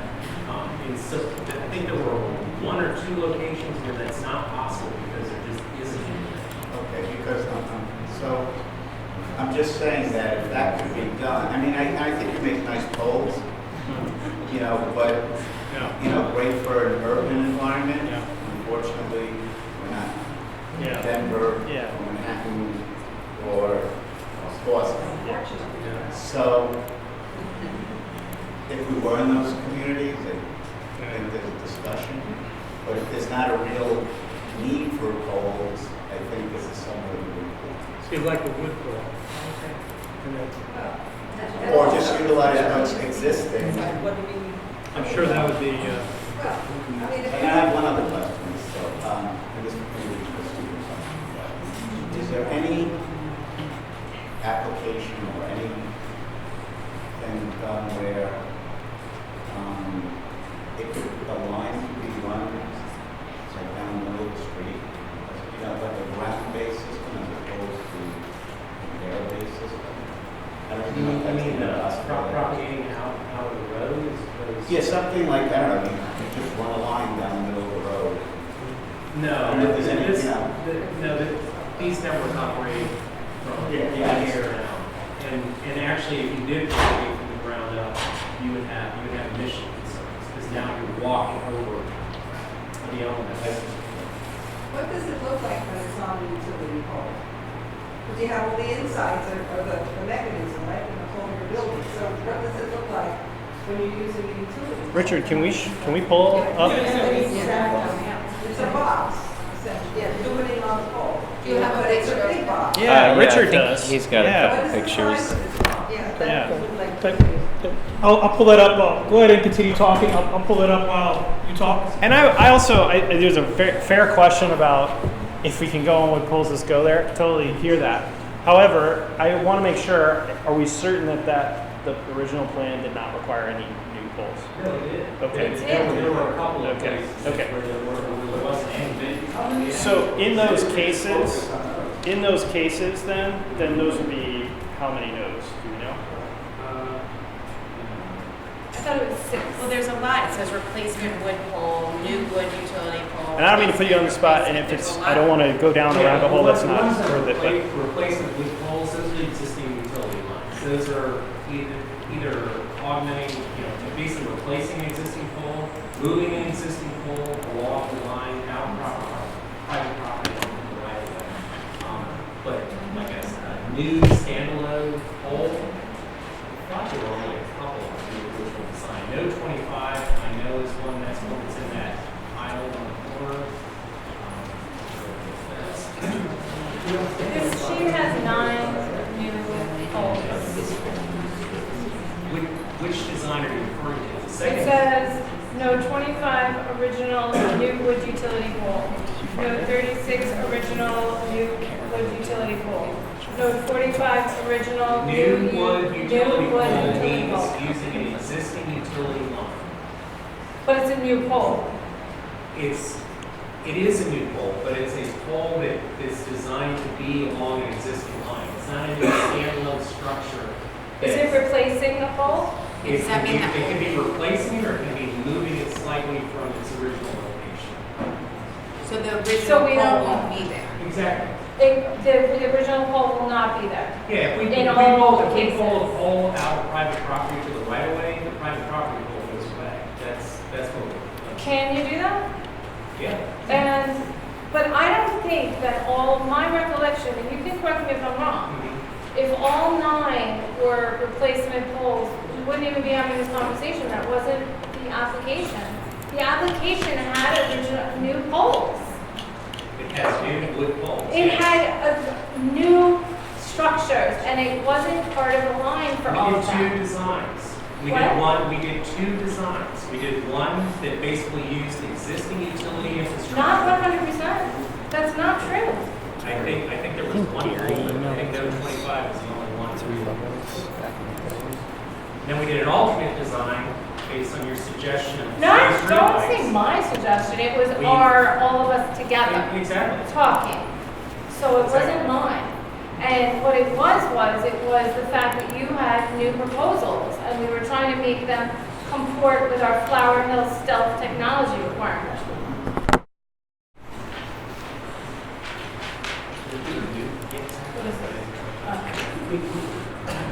There's one other point. Go ahead. It's aesthetic. Please. Flower Hill is not Muncie Park. Muncie Park has very strict restrictions on what your house and property can look like. Flower Hill does not. And I can tell you that there are 3 houses around me right now that are completely changing their facades. Mhm. So you can't match the Mhm. design to each of those new facades. Sure. And I might want to change mine too. Sure. So whatever stylistic thing you're going to pick is not going to match. Sure. I hear that. I think the goal in this pursuit is not foreign to similar concerns. So Greenwood Village is a small suburb outside of Denver, as Jim had mentioned. It's actually really reminiscent of this community. You guys put it to shame, I will say. It's beautiful here. But they had very similar concerns. They have very different design. They're not covenant controlled, but they have different designs. But the idea was that this was a public and community right-of-way context piece of architecture. So it's not intended to match the house on the corner. It's intended to match the corner of the street. And that's the exercise we're really trying to flesh out here. Kind of back to the not being something it isn't. It's supposed to look like a piece of street furniture that serves a function for the community. So the ornate design, the context of the wrought iron, those things ought to elicit the same contextual vernacular as anything else you might see. Just like a fire But hydrant. we don't have any street lights now, we just have utility poles, that's all we have. Right. Not that they're important. Right. Can we shift a little bit to what do you think would be attractive? So we can tell you how that I'd could like be to put done. my utility poles out of existence and put everything in the house. Right. You're here. Sure. Jim, that's actually an important question for us on the Yes. applicant side, because the original plan, as Chris said, was largely using existing utility pole lines.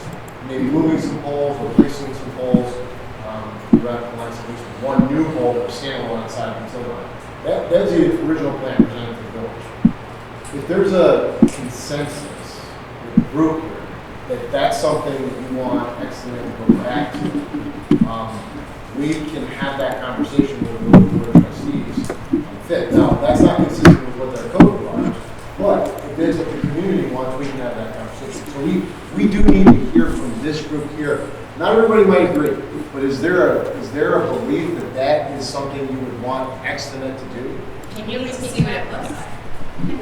Yes, we can get to what it looks like. I'm just trying to understand that I'm hearing, not from everybody, from a few different commentators, that there may be a preference in the community to use the existing utility pole lines where they cross streets or where they're already in streets versus putting a new decorative pole, however it might go. And Richard, To that point. let me just see. Richard, you've got. Our Yeah, so. backyards are smaller than our front yards. If we put it on the line of our backyards or our side yards, it will be closer to our home. We're not proposing that. Yeah, we're not proposing You're that. right. Yeah, This is an example of the original location with note 32. This is a wood utility pole. As you see here, the antenna is at top. This is one that's not comm zone. This is a antenna on top, painted to match the close cost of the pole. And you see the radios right there with the meters, equipment down there. So that's. How big is that box? How big is that box? Oh, the shroud is. Remember yeah, it's like 2.5 feet, I believe, tall. I'm going to give you a visual just because I've seen them. It's something about like this, probably about that deep at the biggest, it's probably even small. You're going even with smaller, it's small. So you're like this, like this, like this.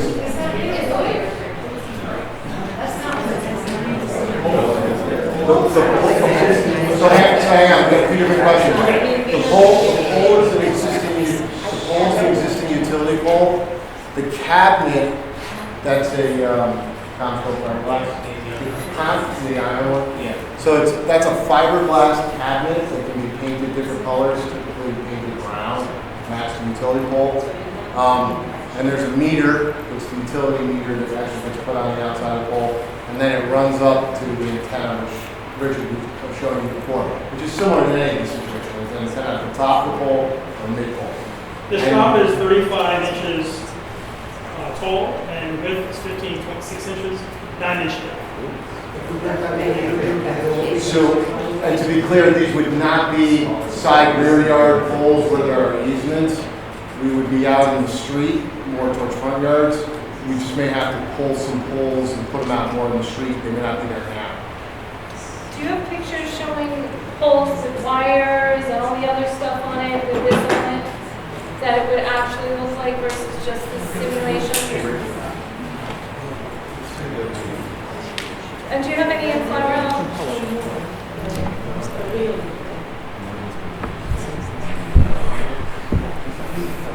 What is the radiation impact of putting it on the utility pole versus creating it? It's the same technology. So what is on the outside of the other side? No difference. It all comes from the antenna. the antennas are all inside of the shroud. That cylinder up top, regardless if it's a pole that they're building or if it's an antenna that's being placed on top of it. What nodes does this pole pertain to? Yeah. That's all. What nodes does this pole you just showed us before pertain to? It was just an hypothetical. Okay. Well, I'd like to speak in reference to node 36. You know, like you said, you were looking for inconspicuous places to place that pole, right? So on that road, I'm like one of two houses actually faces the road. Inconspicuous means I look out my front door every day and see a pole directly in front of my face. A wood pole, is that inconspicuous? Or I mean, can we move it? I mean, what's 36A and 36? Like, what's the difference? What are we debating? Well, that's 36A is actually part of the alternate design with all the freestanding. Right, so how do you arrive at 36 then? If you you're looking for a more inconspicuous place, but yet you were putting it right outside my front door of my house. 36A, I believe, is that speed. Yeah, we're talking about 36, so. Yeah, the 36 is, I believe, is a pole replacement. Yeah, so you want to put a wood pole in front of my house right outside my front door. Look, there's already There's no pole. There's no pole there now. There's no utility line along there. Not on the outside, no. That's why you wrote on your thing here, new wood utility pole. 36. Yeah. Where's 36? I don't think. So Jim, I don't think because it wasn't on our scope. Oh, right. Oh, there it is. There it is. Yeah, here's 36. But what I'm saying is that the answer? Not on the screen. All right, thank you. I just know that as it sits today, we don't see it, so it's not there. How are you getting the power and the fiber optics to the poles? No, That's so if 36A. they put a new pole somewhere, Yeah. now it's not fed by power, and it's got to be fed by fiber optics. They're being 8 feet down, that's So- all. They're going to make. So your question on power and fiber, just answer that really quickly while we're getting information on location 36. If you're using existing PSE&G pole lines, power and fiber are brought over the existing pole line and then come down on the pole to the clips. If you're putting in a new structure that's standalone, you're going to come in underground from where the existing conduit and or fiber locations are. You may have to actually trench in some new fiber there, and it'll go to the new pole. Do you put enough to supply all 4 carriers the first install, or are you going to be constantly redigging that and putting in new power and some fiber? I don't know the answer to that, but sometimes there's already fiber actually in the ground. No, we're talking about bring to new build fiber. to your new location. Right. And we only have fiber in the ground, we paid for it ourselves, so we don't have drops. Otherwise, it's all on our poles. Usually you advance the fiber and then you would bring in additional pairs so that you can have capacity for future carriers. I don't know the answer to their exact provision for the fiber. 36 days. So, all right, so I just want we want to keep making sure we're cataloging preferences to the extent they exist. We're going to get the answer on 36, but I did want to go back to that question about utility pole lines versus new structures. Is there any further comment on that you want to give us so that we can have a conversation with those board on that topic? Yeah, I'm sorry, yes, thank you.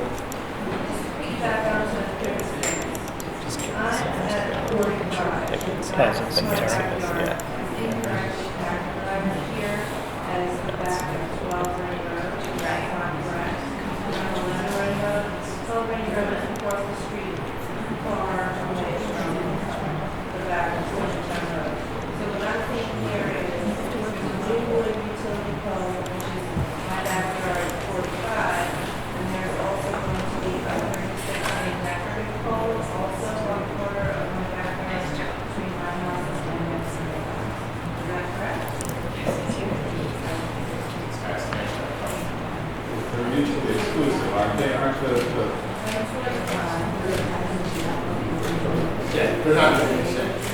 It's either one or the other. Yeah. No.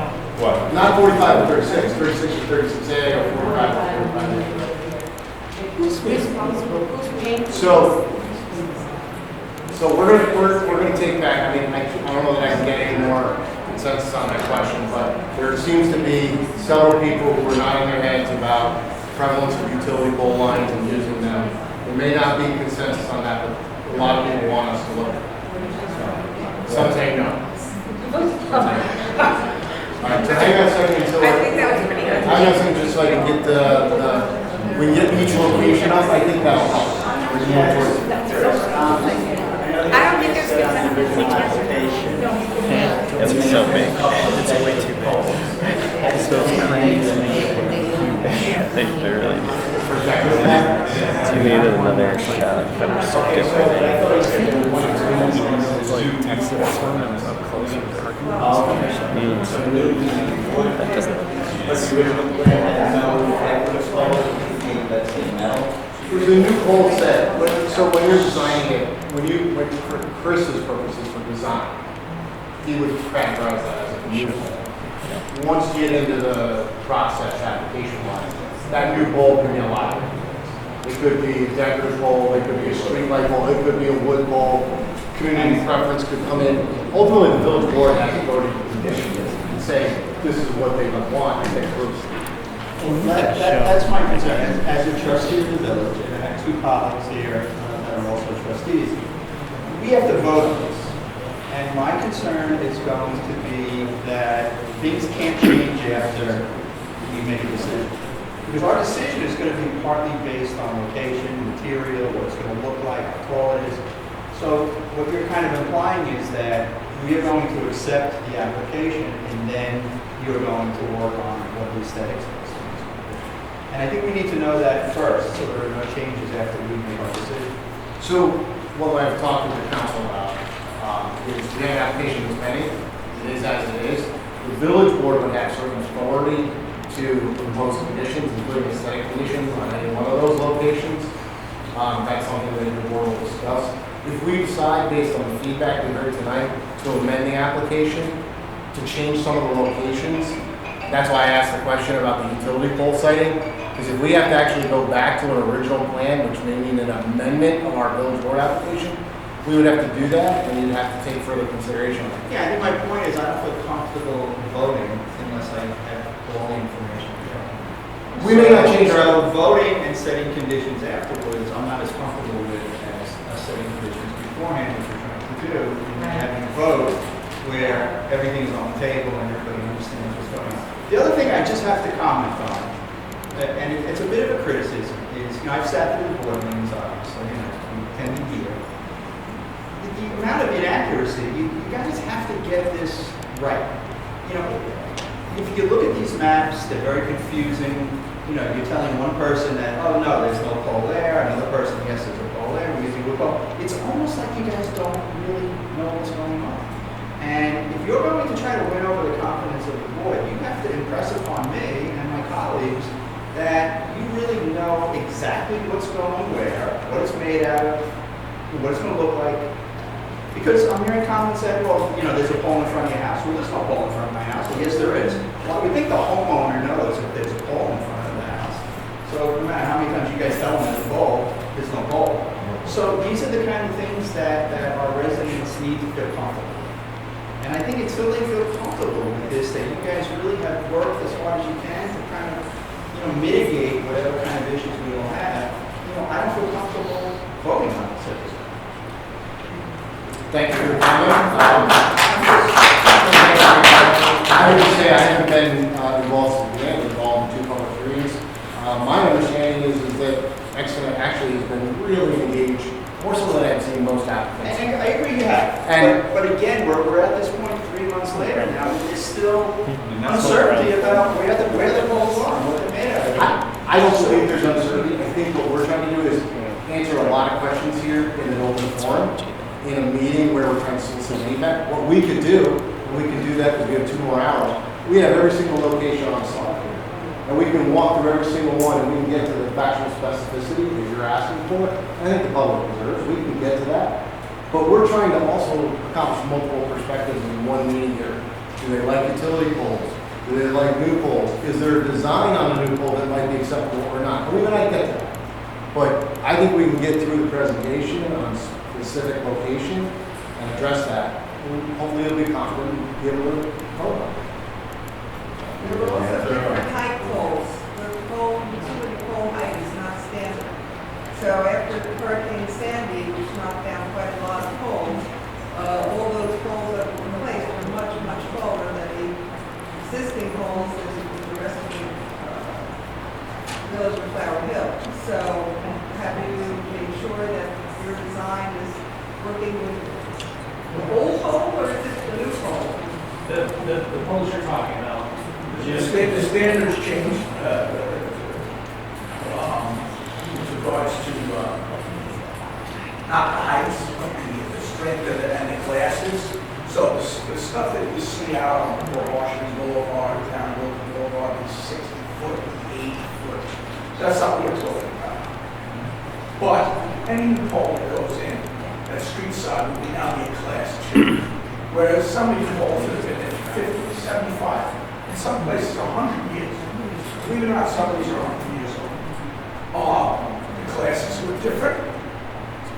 But the way they classify them, the way they build them is different. The materials they use to treat the pole has changed.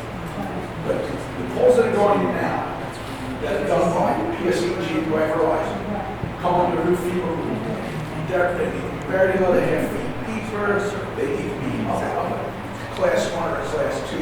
Pole which are fatter than what you have. So if you get a new pole, you notice a car hits a pole in front of your house.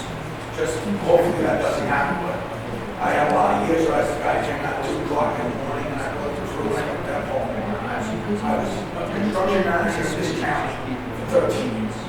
I had this area of probably 2 purposes as part of my program. I moved around a little bit.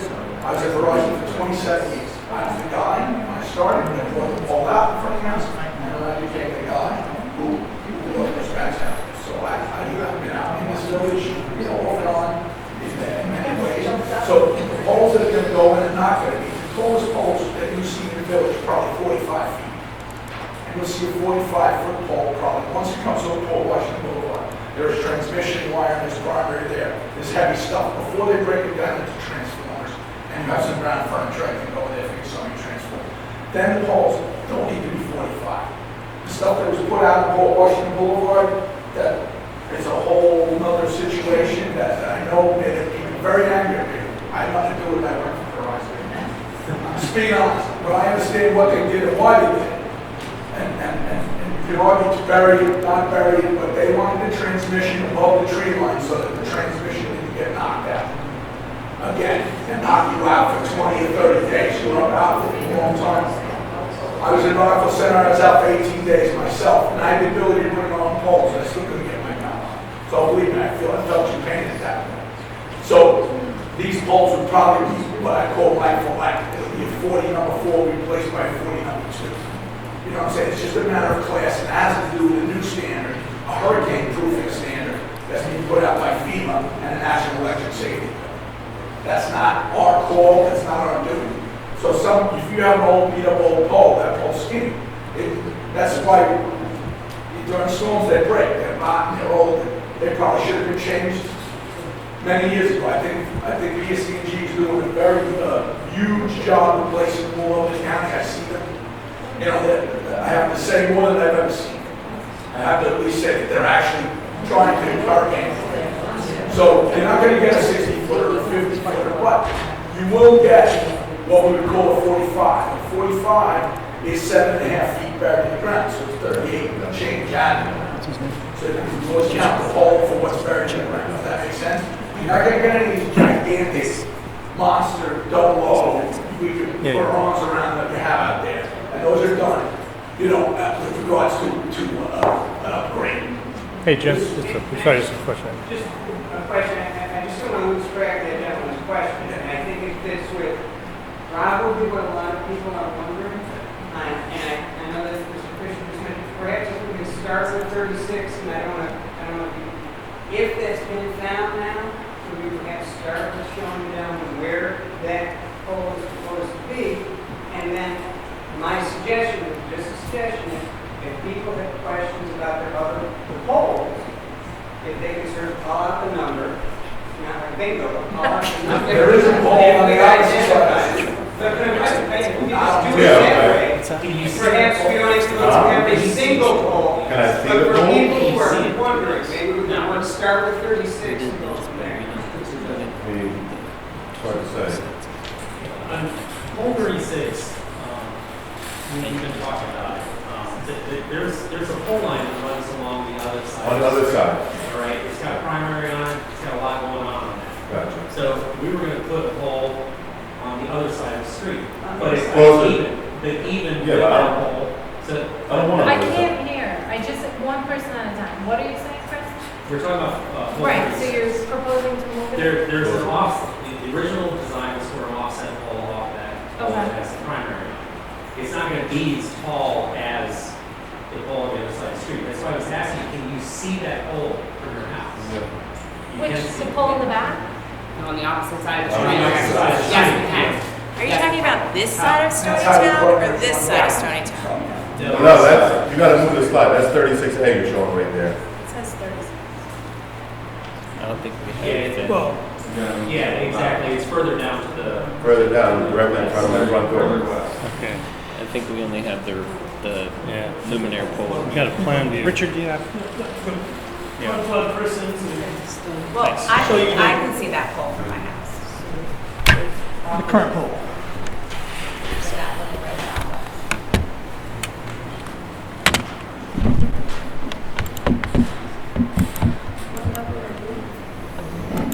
I'm very like that. But So, yeah, that's, Right here is so 36. what went through the thought process of being an inconspicuous location? Well, because when I look down in here in Google Earth, I see a big fence up on a hill. Oh, yeah. That's 4 feet tall. And I see this pole right here.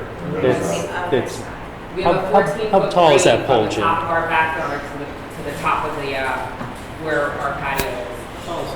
Google Earth is not updated at all. The one on the opposite side of the street is a 40-foot pole, class 2, and it means it's so we would be putting in. 32 and a half feet out of the ground. Yeah, yeah.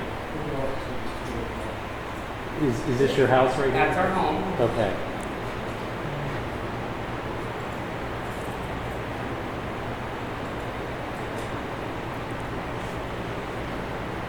So you're about 126 feet to the closest point on your house. Yeah, but aesthetics, right?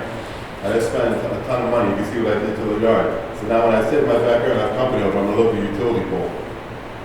Well, that's why I was asking you. You already see a utility pole, right? Vaguely, well, that's on the far side. You can put one on the near side, closer to my house. We just see green right now. Everything's green. It's bucolic, it's green. I say you just gotta find a. Well, better we'll location. talk to PS. I'm sorry. Is that the pole you were pointing out before? I just want to get my No, no, bearings. no. Is it directly across? Yes, directly across. Okay, okay. Yeah, Sorry, I'm So you're saying you're putting if you were to do it, you would put it on the far side? No. there. Okay. You're not gonna put the pole on there? They want it on the house now. No, but I'm asking him now, he's saying he's gonna put it on this side. we're gonna. Originally, we thought. See, this pole has primary on it, which means we have to go on the common side. We can. We the most. The probably the highest we can get would be 25 feet, maybe. But and originally we thought it was gonna be more like 20 feet, and 20 feet's not tall enough. But he and I were just talking about that. He's gonna go back and see if we can get 25 feet. If we can use That's that a pole. possibility. It's a possibility. Possibility. Also, is it possible to go down the block where there's no houses there? Well, down the block are transformers and switchbacks, and it's really not, So not a just- lot of Yeah, place for me to move without moving it really far. Right, Yeah, a so lot just of in these- front of my house is ideal. Well, it's all right. I can only go with what I find out there. I can't make things go away. Yeah, I mean- I didn't build them. We definitely look into using the pole across the street. Yeah, I mean, as long as we can get 25 feet, it's fine. You can't go like move it down the road some. Well, no, so Like I look to was, the left, there's no houses there. well, what I was, you saying to the left here. Yeah, go a little more around that bend, there's nothing there. Well, if you go further down, you're going to start to, you're getting too close to the next node down. It ends up having a domino effect. We'll end up opening a coverage hole to the right. Yeah, but I think that you should make every effort to keep them, you know, as far away from homes as you possibly can. I mean, is it too much work? Well, to like remap it? You know? Well, it is a residential community. No, I get that. So if we move one direction, we're probably just going to move it in front of somebody else's. Yeah, I mean, it'll be in front of your neighbor's house, I mean, But there are it's people in residential. the rear of their properties, Yeah, what my this is husband's the trying to front of my say, house. that like they're on different drives and they're elevated or up on different things, and they don't face directly. Like how many face the houses poles. face like as far as Stony Town Road on that road? I'm probably the only one, but that house is like from 1918.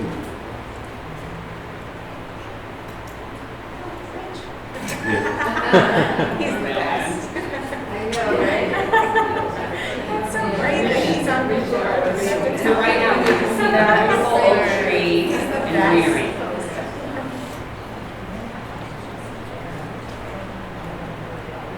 I mean, this pole here is fine if we get 25 feet out of it. That's pole 47. So pole 48 has a cross box on it, a Verizon cross box on it. It does? Pole 46 has double cross on the switch and primary comes off. You're talking about the one to the left and the To one left the and right. Left and right is a cross box, which Well, why would you propose 36A? That was that basically, node 45 goes away. It gets relocated to, it doesn't go away, it gets relocated to a different location.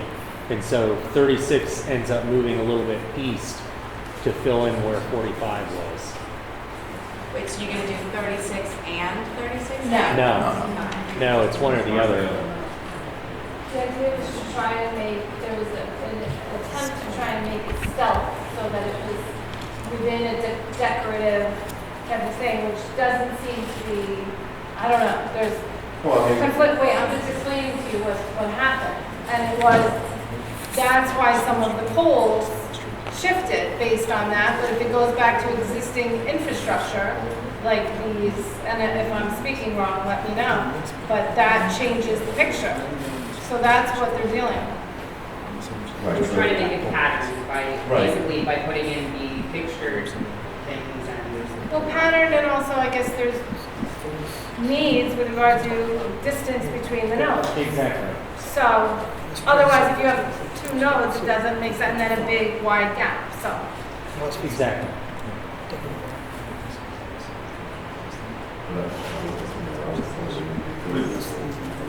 Sorry, you guys only want to run. And there was actually a gentleman here, 370 is sitting right here. he just left, but he has one going up right in front of his house. His house is also at an elevation. Right, and my backyard, I'm on Ready, but my backyard Right. is. You back up to Stony. We actually got up next to Because the only other thing would be is to, if there was interest. I mean, here's one area where I'd say, well, geez, if there was interest in the community to putting light on the street, because it is a very well-traveled and sometimes dangerous roadway, that, you know, having a little light wouldn't be so bad.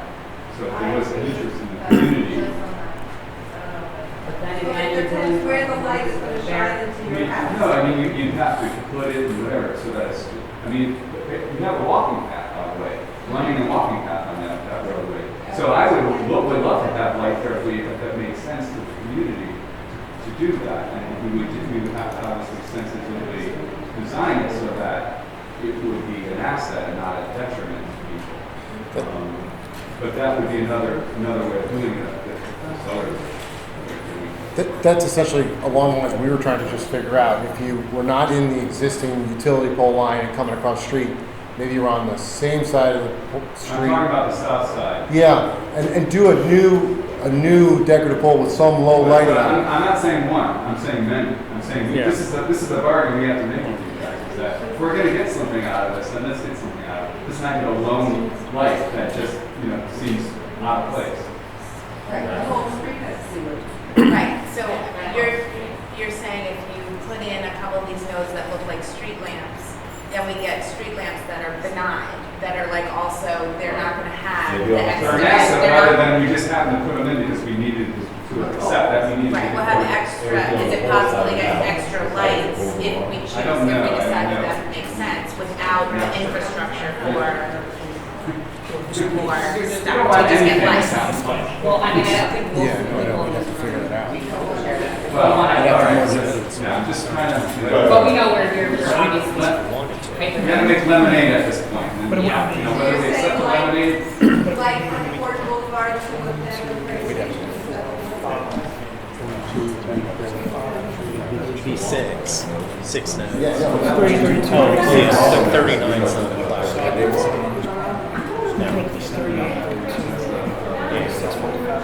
Yeah.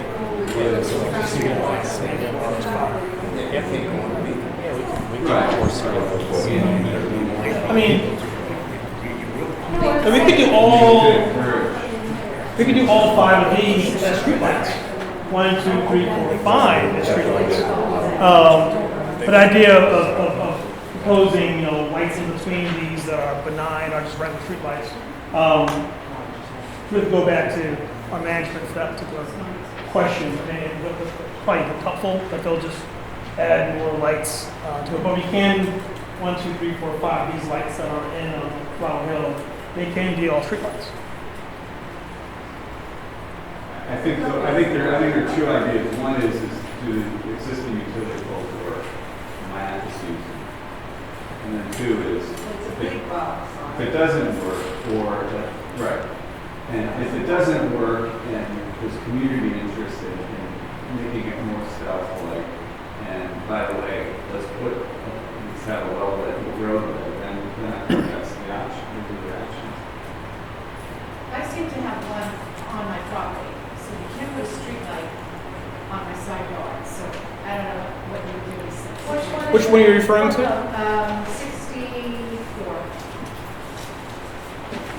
It should not be in someone's property. They're not allowed to. What street is it? All the fields near Madison Woods Road. Oh.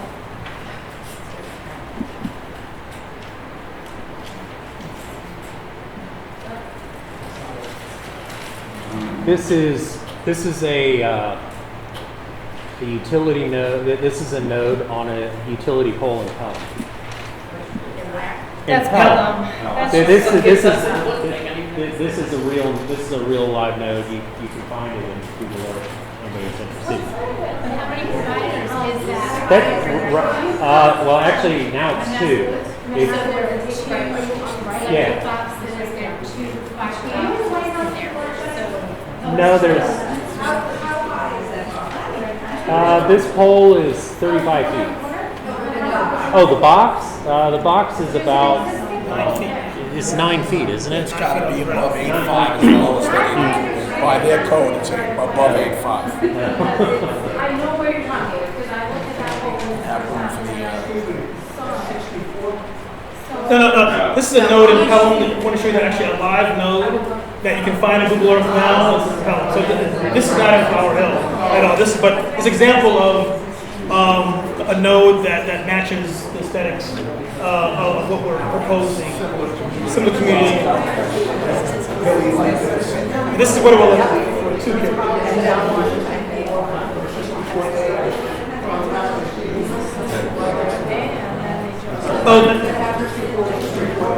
The original location was 64A would be a 25-foot decorative pole, so 65A, 64A, and 64 was a new wood utility pole, which would have been taller. Probably quite. I think this was a mid-span pole, as I recall. Jim, Jim, note 64.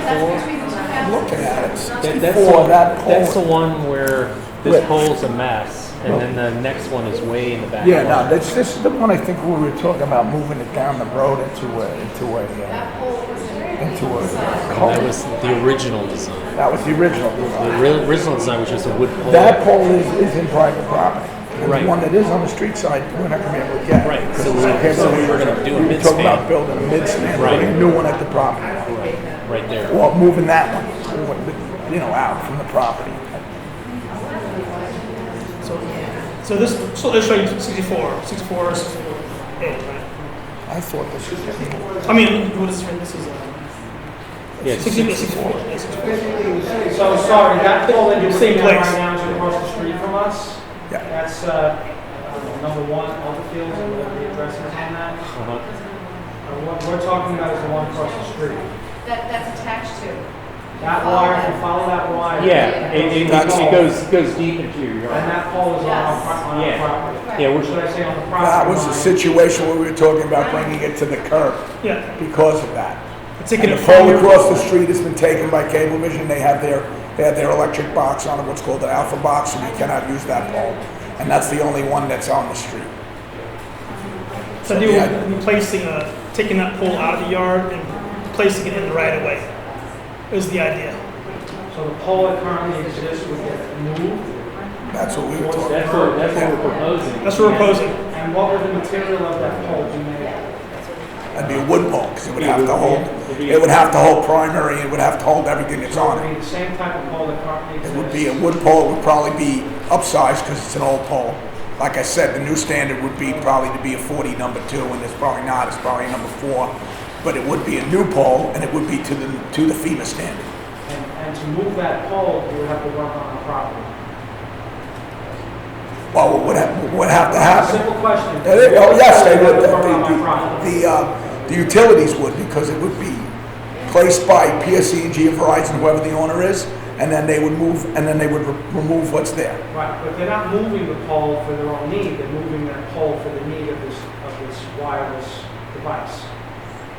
Yes. So it's technically not a repair or a replacement, it's a relocation to accommodate a new service. So for me, I have a problem with anybody working on my property to move something that doesn't need to be moved. Well, they may elect to leave it and just insert a new midstand pole. They may just, because actually these lines kind of droop quite a bit. They may elect to just place a pole here and raise the lines up to give a little more ground clearance.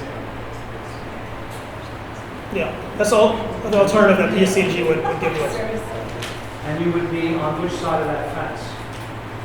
We'd be street side. We wouldn't be On the street side of the fence? Yeah, in the right of way. That's alternative.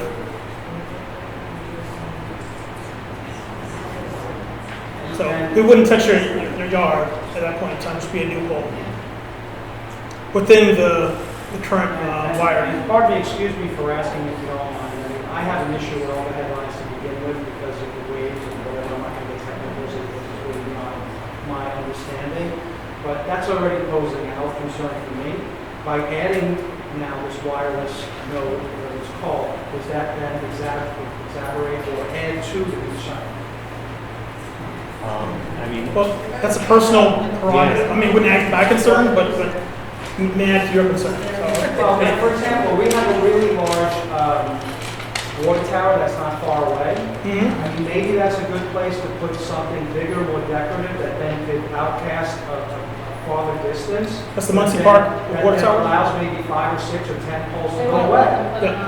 Yeah. The water authority's already said no to putting anything. We wouldn't be Right, having so this if the water discussion. tower denied it, then what gives me the right then, or I should have that same right to deny it? Right? I might as well say, after he's finished to talk about my neighbors, I've been sitting here 65. Sorry. No, finish, keep going, I was not. I mean, for me, I don't need wireless, I have a signal, and whatever signal I don't have, I get through my internet service. So for me, this is not like an improvement. It doesn't do anything for me, not to sound selfish to anyone, but I don't see the benefit.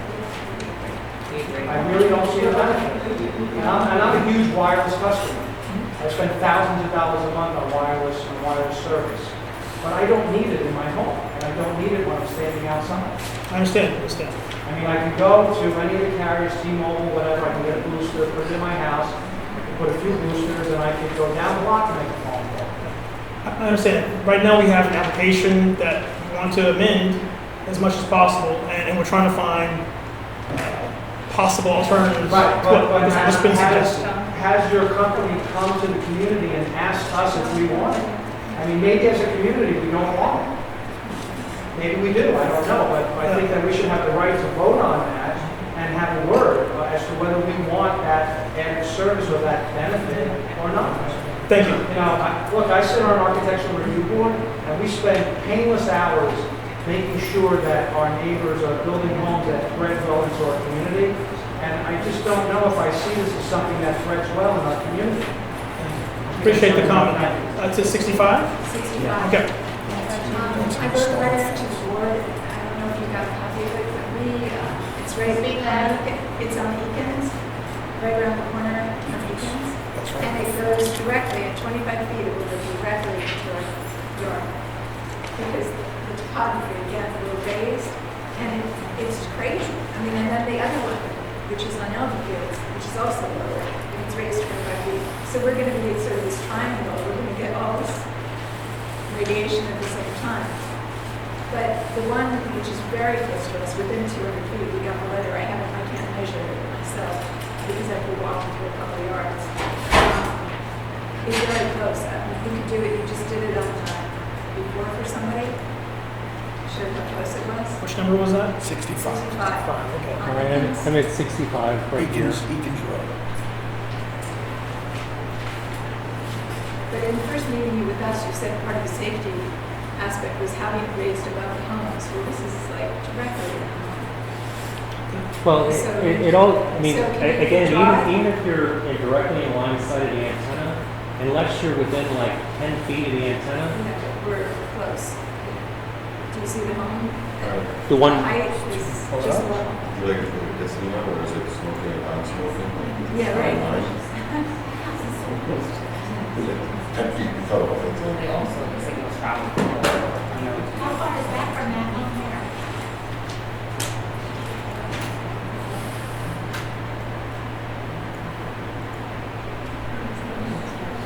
yeah, it's like 60 feet. 60, that's not far.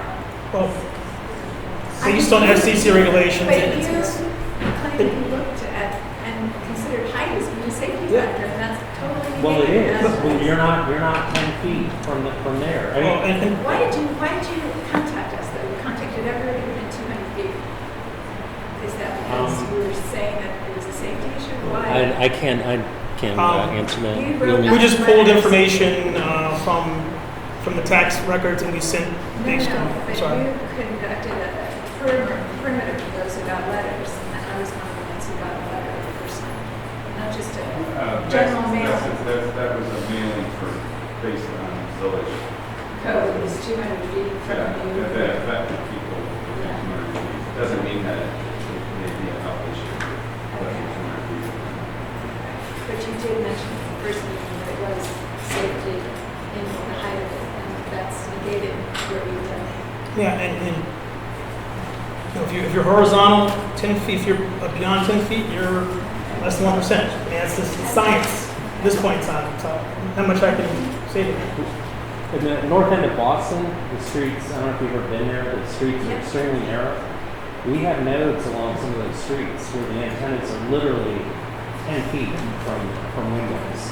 And they still pass. I mean, every node is tested that goes in. Every node carries an EMF report by a practicing engineer stating basically their career that they are safe. And they're always less than 1% of what the federal government says is the safe limit. Location, node 48A? 48. 48A. So, okay. Elder Fields and Crap Apple. That's part of the alternate design. Yeah. The wooden pole node 48 is actually an existing pole. Actually, it's a nice pole.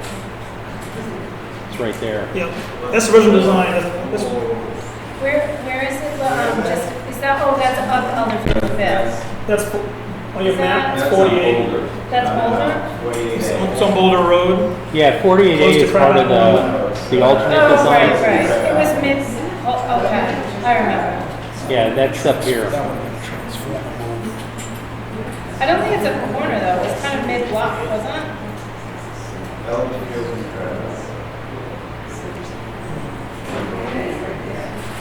It's right here, isn't it? Yes, I think you gotta go down the left hand. Did we say the original was an existing pole? The Note 48 in the original design is an existing pole. Keep going. Can you show, where's the, okay. Okay, right by where the streets come in. Yeah, right there. Right there. That's Crabapple and, It's well, it's okay. All right, so let me just tell you, I got a kind of unique situation. Without getting into too much story. I have two adult special needs kids who have compromised needs.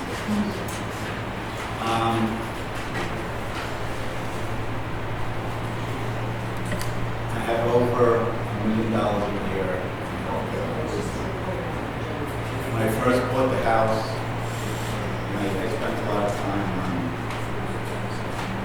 doing various sorts of research. When I first bought the house, I had an underground tank, I moved out, I did hair analysis on my kids when they were young. I found high levels of arsenic in my daughter's hair. I ultimately traced it to then, which was legal. I traced it to this place at CC. It was an $8,000 place that I trashed it. And then years later, they made it legal. Because it was the hexavalent chromium, the arsenic, and the copper.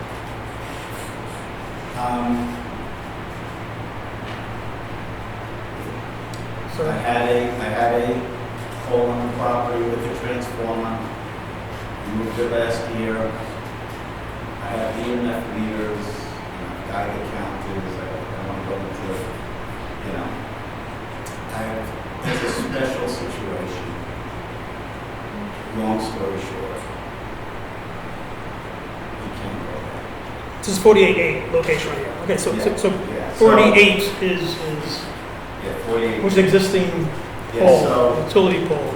So you wanted, Can we trustee see wanted to the know picture? 48? Yeah, Yeah. thank you. Yeah, we just showed it if you said it's the Transformer. Sorry, pole I there, was not Chris. looking. What? It's the transformer pole on the left side. Who's That one there. What? That pole there. No, That's it's not that Boulder? one. No, I'm saying that's 48, no? Yeah, that's 48. 48A. This is 48. Before- No, I want Yeah, to see 48. Trustee This wanted is to see 48. Yeah, This is 48. So this 48. is, I don't know. Boulder between Walnut and Crabapple. So right now we're looking at Crabapple?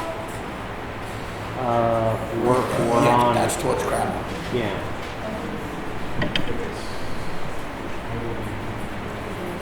And Chris, do you have a cursor or pointer to show Where where you face it it, would east or be? west? If you put infrastructure, because are there the high voltage lines that you need to? Yeah, it's gonna be in the the column antenna zone there, would- and I have to move a transformer. I have to get PSNG to move a transformer. This is the Okay, only- so it would be sort of at the 25-foot mark? Yeah. Yeah. Yeah? Mhm.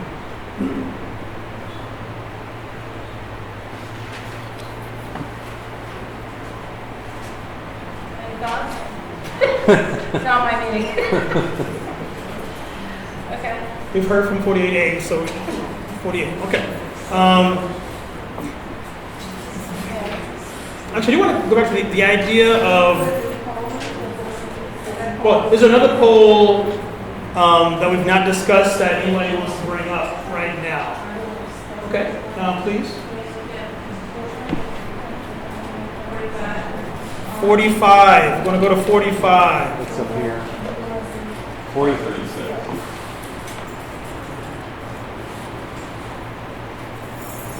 This was a 45, which is along Stony. Yeah, that was an offset pole because there's On the other side, transformers. there's everything. Yeah.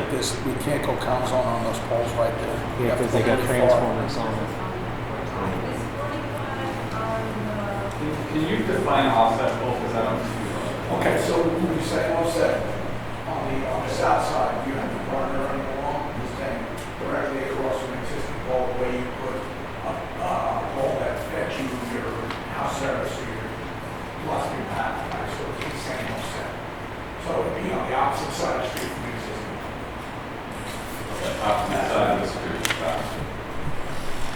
So 45 is on the south side of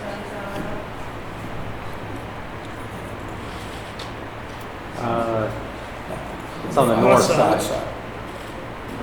North side. Yes. Well, then that's not offset pole. No, no, South no. side is where the existing pole is. Yeah. You see the wires go along the south side of the road? Got it. You see the wires? That would have to get moved pretty far.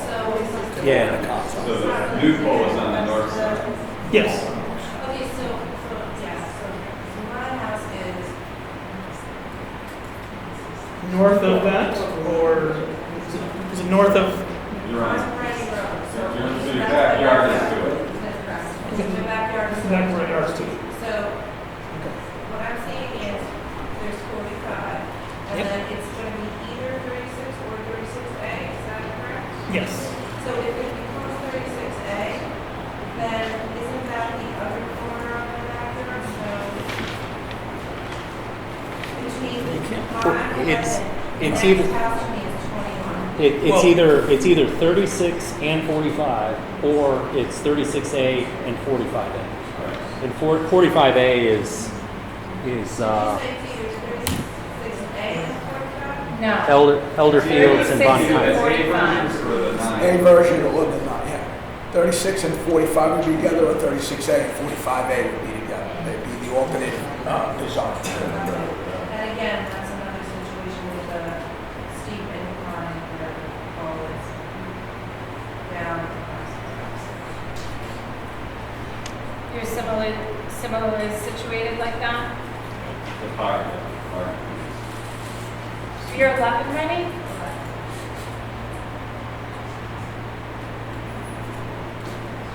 What's the rationale for making it offset? Well, we're not able to use the feeding pole. Right, but what if you put an intermediate pole? I don't think we can. I don't know. I really don't know, but saying on the opposite side, put an intermediate pole in between, cut the bisect. the Right, section. keep the poles on the one side of the street. Can you see that pole? Yeah, can you see the pole across the street from your house? You can. Okay. I mean, it's not impossible to bisect that and put one. Well, They're not gonna let you put it too close. It would have to be like kind of in the center. Right. So if it's a 150-foot section, it'd be 75 feet away. Now, PSE&G would have to say yes to that. That's not something we can just tell them what to do. Would they pay for that or you? I'm just curious, Would they what? hypothetically. If you wanted to bisect that 150. I'd have to go to them and say, I'm looking to put in what I'll call a lift pole. We pay for it. You would? We would pay for it. No. That's interesting. They would force us to Oh, pay we for it. pay. They don't pay for anything. We pay for everything. If I go on a walk and a pole is no good anymore, and I want to use it, I pay for that pole upgrade. For Yeah, that. yeah. They don't It's still pay their for it. pole. I go out there and it's rotten, or it's hit by a car, or was hit by lightning, and they've Yeah. left it for 50 years. Yes. I still go out and I still pay an upgrade. So So they for don't them, have incentive they- to upgrade without you guys. Well, you know, they use it as an Using us opportunity. to Use it as an opportunity for their Yeah. own bottom line. Listen, that's life. I'm not complaining about it. I understand. That's I was just exactly trying how to it get goes. it. All right. That's interesting. So the offset pole, how do you get the power to that pole? Where does it come from? It comes from across the street area. So you would It's take like a a house line service. across, It would be like a house so service. you take a line across the roadway to get to the other side. But it could be buried, right? Yeah, I mean, you already have houses with poles up in the private property along there. Like with this the same one. I set. understand, I'm just trying to understand what it's going to look No, like. I'm saying that's what you're gonna have. As opposed to being buried, but they're not going to bury. Actually, this pole right now already has an aerial line that goes across the street. Yeah, there's a pole up in there. Yeah, There's a there's a pole up in there. Right. There's a pole up in the property. Right. Already, but it's on private property. Right. 36A crosses over too, that's why I don't understand why you're going to 36, because there's nothing there. 36A is already a crossover there. 36A? Yes. Yeah. There's already a crossover there, so why would you go to 36 and then create a whole like new thing? Because you're moving two. That's it. If you move 36A, you move 45 as well, so that's an alternate, that's. Okay, 36A, 45 is a lot better than. And with that 36A was an ornamental pole. You're still bringing power the same way, in other words, overhead. No, if they're ornamental, you'd be burying them. This is, originally we were proposing replacing this thing with obviously something beefier and turning into. Oh, okay, like the NASA cop, you're going Yeah, too fast. exactly.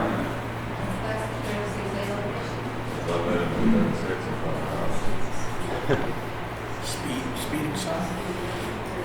I don't even think it's there right now. I mean, not that it's relevant, it's Oh, just, no, it's all. I think it's up on body height. Was there any objection? Was there any objections to 45A being Yeah, well, I know we got a letter. being right A here? resident. Okay. We did, yes. The house, that Tudor house right next to, I think it's three Bonnie Heights, sent a letter objecting to it. There to your left, like if you move the screen that way, right there. That Right house? behind the village. Okay. Yeah. The house that sits up on that little hill. Yeah. Okay.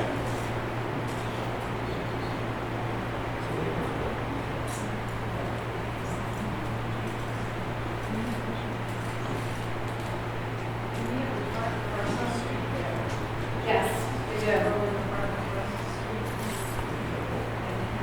So, which one was that, Chris? What's that? Which one was That that? one, just that showed? was 45A. 45A, okay. That was, yep. So it's on 45. See, we're talking about, yeah, she was talking about 45 being a problem. They'd like to see 36A, but we're right over there. We got to move 45 somewhere. So you could move it over here. Well, I mean, 45 versus 45A, I mean, I know it's unfair to say is there a preference, obviously, but, Well, I don't know if that's a fair question, though, Richard. Can I just say rather than... it's not Only fair. because, no. My point is that I think 45A would be, isn't it part of decorative versus existing? And Yeah. to say, is there a preference for one decorative versus, as opposed to the whole? I don't know. That's a question for you. Because do we go one by one? Do you prefer decorative to, because decorative is more, you can't just have like one random decorative pole in the middle of a flower. You know what I'm saying? It's part of a design. That's all. That's my only question. So to say, what's your preference on this particular All of these pole? down Stony Hill Road, the lights. Just a couple of things to try to help facilitate. We could have one decorative pole, and it really is going to come back to the village board in construction. It's not something. The village board though needs, you brought in City Pool. We did. You brought in City Pool to bring us urban designs, and we said, what do you suggest? And I didn't hear an answer. I asked this specific question, how do you propose to make a design that looks good in our village? And there was no answer to that. Actually, we were talking about that. We've been trying to. That would be great. Yeah. We've been trying to distill a lot of things here, but I think at the end of the day, the village board's going to have to give us some direction, even based on some of the discussion tonight. But on the decorative pole question, we could do and present you with one of the poles that had all the internal equipment done with like a wood grain veneer finish. We could show, someone else had said they thought that the Boston example was a fairly representative example that might look better in this community. So something that had more of a historic thing. We can take what we heard tonight and we can put in a couple of different things and say, this is what we think we heard. And then ultimately what I'm saying is the village board, because you don't have an aesthetic standard, you don't have one. So we're trying to come up with one through this discussion. If you had one, as some communities do, we would say, okay, we know this is the aesthetic standard, this is what we would have to build to. Because there's none that exist, we're trying to actually get all the feedback we You can can. drive around though and see these things. You don't have to, that's like saying, oh, you didn't actually point out where Lake Michigan is when you're standing next to it. Yeah, obviously know what the aesthetics of our villages if you drive around. Trustee, I just what I want to meant- take issue with that. let me just wanna clarify say, for I'm you. sorry you need it spelled out for you. No, I don't. I want to clarify what I meant by that. The SEC really was saying that communities should have an aesthetic design standard for small towns. Okay. Should. If they want to have one, they should have one, and you do not. So we're trying to come up with what that is.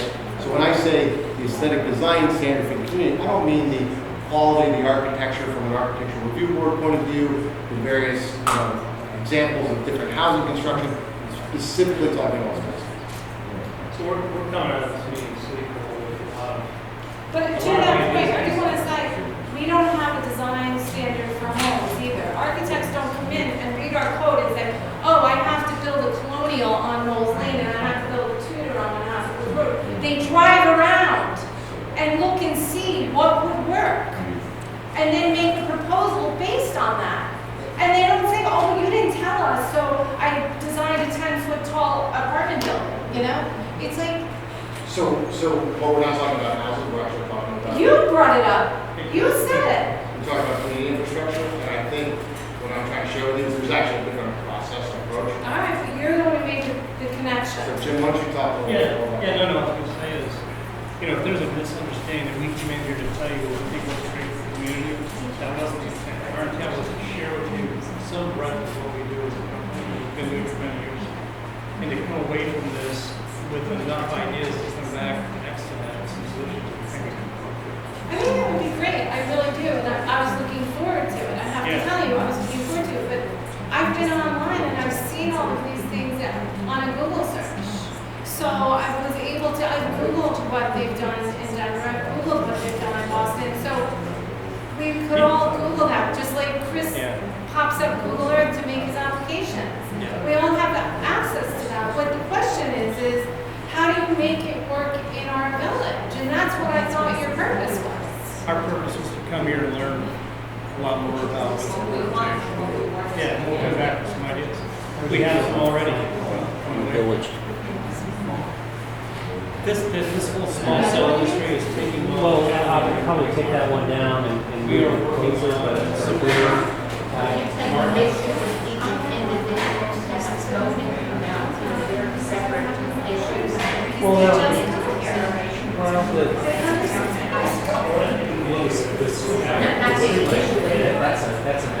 That's a all the cities have different, city of Boston's preference for streetlights is different than the city of New York. No, I understand that. And don't get me wrong, I get it. And I read in San Francisco, they're teaming up with artists to design cool street art to hide the things, which I think is unbelievably cool. Would that work here? No. But that's the creative question is there something similar that's been done right here? And I'm getting the idea that that's no, that, it's these poles or nothing. Why don't we design a pole?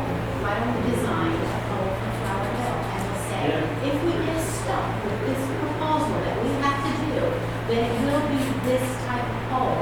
When it's in the street and when it's in this location, it will be this other kind of pole. And let's get our standards set so they can't railroad us with the ugly poles that we don't want any part of. Not to say we're approving this, not to say we want you to approve this, because we know you don't want to approve this. We want to fight this to the end.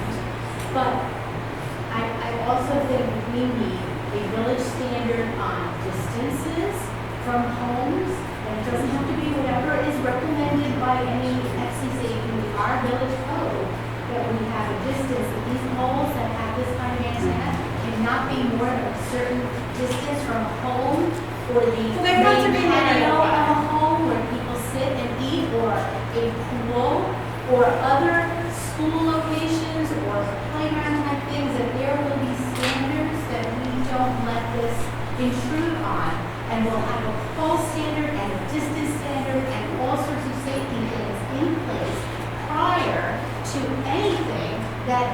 come to vote upon. Why can't we do that? Why can't we, just like Manhasset, when they made a rule that there can be no marijuana dispensaries in our town, why can't we do something prior to all of this that says what we will not accept? I think the idea of designing a pole for Flower Hill makes a lot of sense. But I want to do much more than just design a pole. I want to design limitations and distances. I want the whole package set out according to our rules, and then you will revise your proposal to match our rules. Because right now, we're all scrounging around to your proposal. No, these guys don't have a proposal. No, No, I understand. I mean, these guys. But you should be scrounging to our standards, and that's what we have to come up with, our standards, and that if your proposal can be made to fit within, then Just a couple of things that I just want to clarify, and I disagree with Mr. Fisher on one point. To the extent that he says there's no civic standards, this is, a legal discussion that will be continued. As was mentioned in Cityscape's presentation and as is found in our code, there are architectural requirements with respect to structures wherever they're placed in the village. They are not to be too dissimilar or too similar to the surrounding. But that's a little bit away from what the discussion is right now. Okay? So the first part of what I want to make sure we've addressed tonight was people who had concerns about where poles were going. I want to make sure that anybody who had a question about that has had that answered, at least as far as it can be tonight. The second part is, to the extent that people are discussing what type of pole, what aesthetic would be within the village, there's an on-the-floor question. I think that at least what can be agreed to right now is that nobody is opposing the idea of coming up with, if it were to happen, and the board makes a decision, if there were to be poles, what would the Flower Hill standard pole be? That's the question that was just raised on the floor here. Could there be a design between this organization, Cityscape, with input from the village residents, if there were to be poles placed, okay, what would the Flower Hill standard pole be? I think that's a question that people can sort of focus on a bit, because it seems like an idea that people were going toward. The excellence seems to when we work on city goals up for, and I think Cityscape had mentioned as a possibility. And we seem to be grappling with this sort of around the edges. Maybe it's time to leave into it, which is, okay, if there's going to be a standard goal, what would it be? If people just want utility poles, which about 40 minutes ago, that had been a question. Obviously, it's just a question for people to consider, but it seems to be one that keeps coming up. Is there a standard? So maybe that's where people want to go right now. So is there a concrete thing that could be looked at? If this were to happen, what would the goal look like? That's what they do. And then people can say yes, no, or here's what I think we should have. Maybe focus on that for a bit. To your point, when we went into total gridlock, two carriers, the city couldn't agree on how things should go. It's downtown Austin. I know it's urban, but they have their own character, and they're very proud of that character. So we met with, we understand this industry, we understand thermal and structural industrial design. We met with, we vetted out the work. We went through the architect that had developed a master plan for the city of Austin. We were also a professor at UT Austin, and he was one of the assistant president of the AIA. We spent 8 hours on it. We came up with details to make a huge difference on our side. Because accepted by the city of Austin, there's 100 of these being put in right now. We are in the midst, yesterday we had a meeting out in New Jersey, and we're working with a company and an architect in Manhattan on a new pole design, custom structure. It's not a pole, it's a small cell structure with architecture. It's very unique. So that's not foreign to us. We see the value of doing that. When Richard reached out to us, it was, hey, we'd like to bring you guys in, listen to what's going on here, to share whatever you have. We're not able to get an idea of what's going on in the industry. We're here to listen, to take things away. We're coming back with a whole different idea. And I think we will probably follow up. I know Matthew, the short amount of time we did have, he was searching for getting some real leaders and architects in this community involved, which will maybe help us start to capture that essence. And we know that some of you could produce as well. Hopefully there are professionals in our midst who don't get us out. So, we love that. Can you make it conceivable at all? We have looked at that from the standpoint of durability and things like that. We think it's not so great idea. You know, we can pour out, but we can wire it. We can make it quite good. It would never pass the strength, to do that, we would never pass the standards for FEMA and hurricanes. We can get, that's what I was talking about, yeah. And there's companies doing kind of matching that. So. You know, it's steel on the inside, but, Yeah. and then just We have to pour it out. look at how that, you know, there's just about anything is possible. But I think to look at, we've learned a lot from the work in this meeting. We learned a lot, I mean, I came into town today, but I was for 6 years in this community. I had close friends in Long Island. I was just having to start down in New York City. I grew up in a neighborhood very similar to this in Cincinnati in terms of the appearance. So I appreciate the history and the work that you feel safe at home. And what we showed you, we realized this is urban environments. A lot of this 4G, 5G, buying thousands of years. We understand how to design a whole this community. I feel we're going to need some help from the architect, very likely. But we need a little time to do it. And we need to make sure it's on board with us and we're able to time-wise. Sure. Sure. Number 61.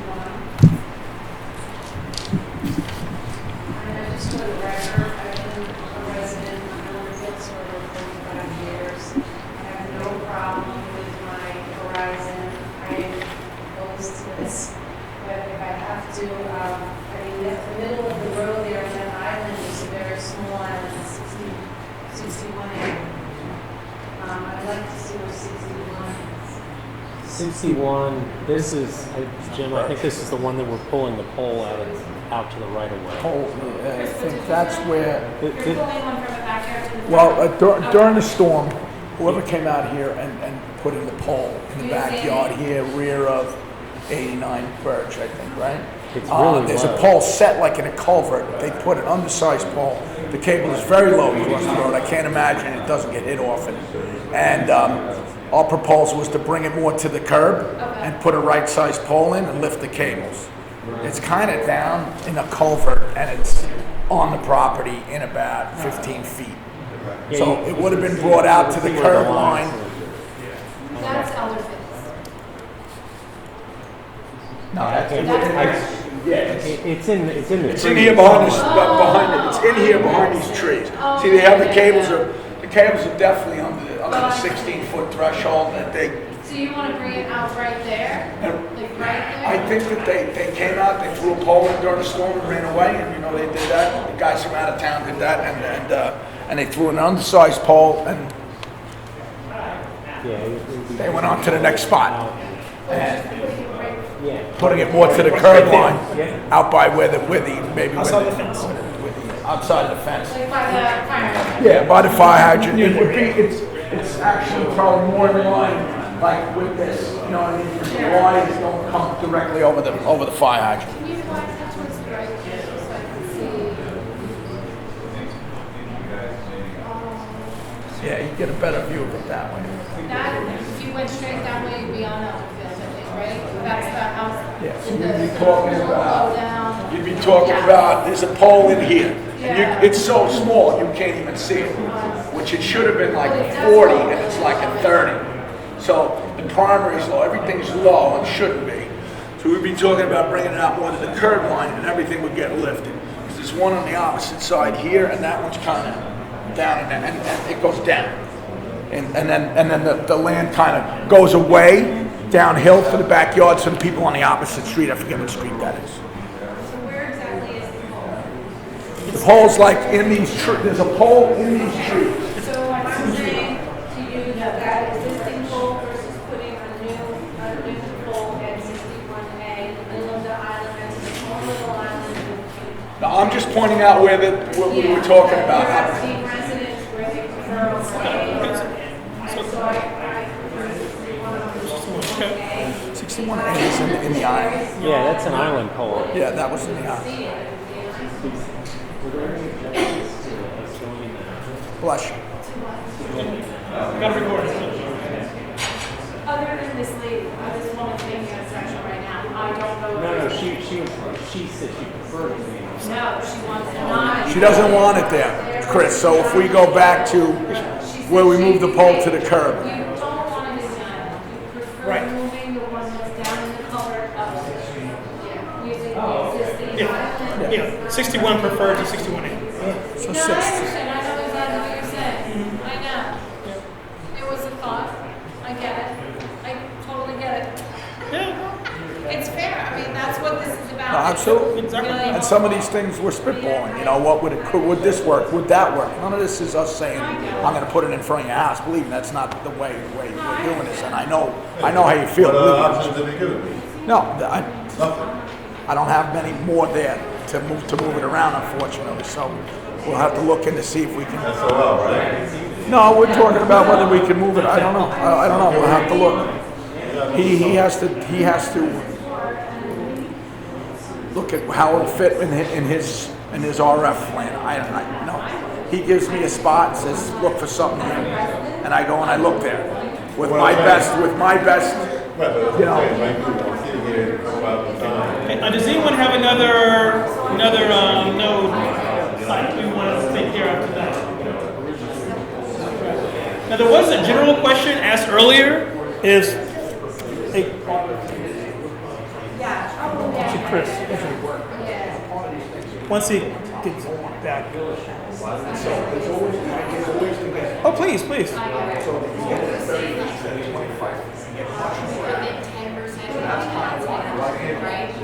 10 feet. Within 10 feet of the attack, it's 1% of the government's limit, or what is it? Outside of 10 feet. Outside Outside of 10 feet, it drops to less than 1% of the FCC standard. Okay. I just wanted to make sure it was less than 1%. Yeah. Okay, thank you. You know, it's straightaways. Actually, there was a question asked a few months ago about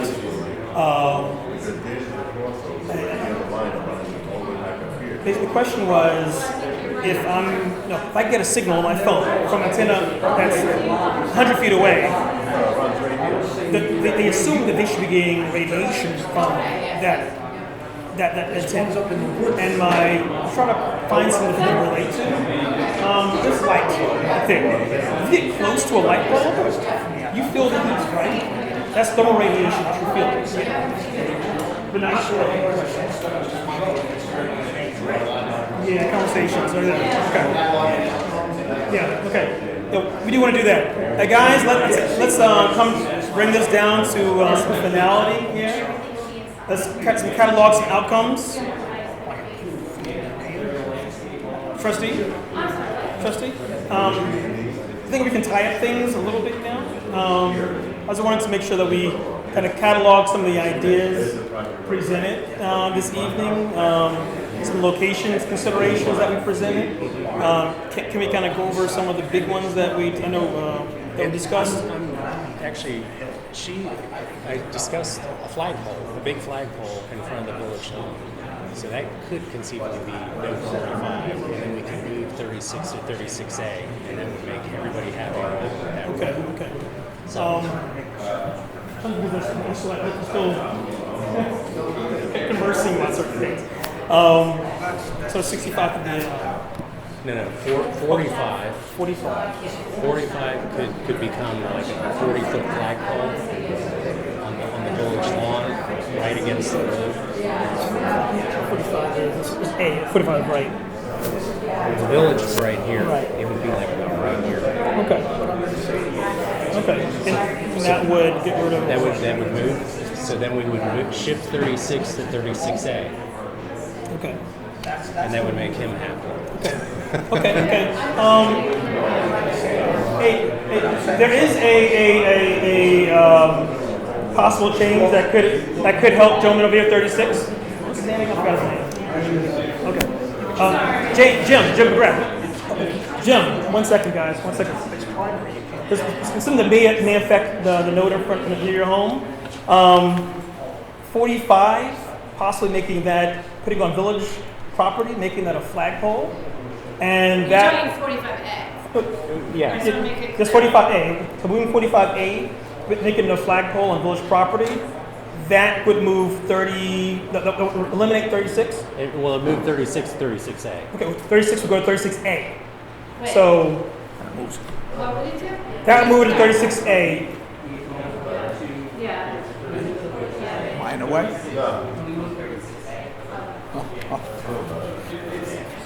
It's a slippery slope when you start going to 8. Well, yeah. I mean, this whole thing is, and how would that affect 45 and 34? Right, that's my You get for what you wish for. Yeah, how would that affect 45 and 34?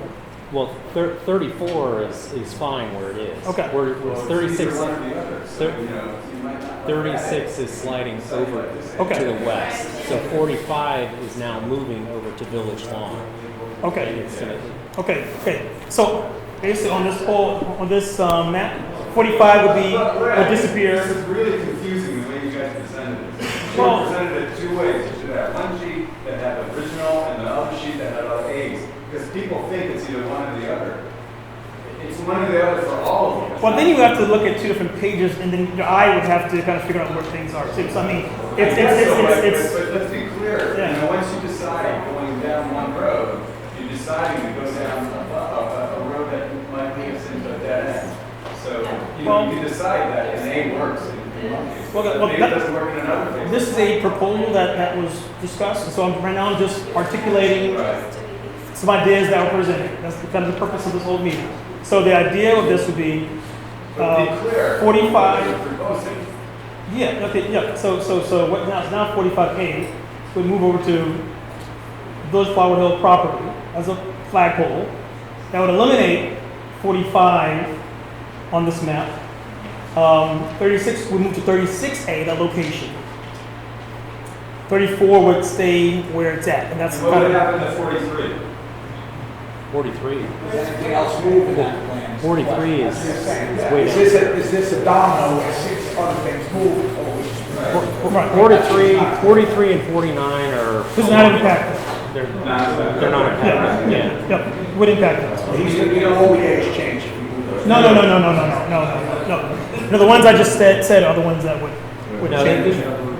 it's just kind of, it's a one really is what it is. Mm-hmm. What I don't understand is why is there a 25 and a 25A that aren't even close to each other? The original, The 25 was the original that we had, and then over time, we went to 25A as the Okay, so preference. that's my point. If you Yeah. decide you wanted 25, you still need 25A? If you decide you No. wanted 25A, you still need 25A? No, no. It's an alternative, that's why it says A, alternative. 25, alternative to the other. What if you didn't want 43A, 49A, and 55A? right now, the design, the original design is 55, 49, and 43. And then there was an alternate design proposed of some sort of decorative structure, I guess which was 43. a hybrid that you guys are thinking about, or is a hybrid out there? Well, what would you like?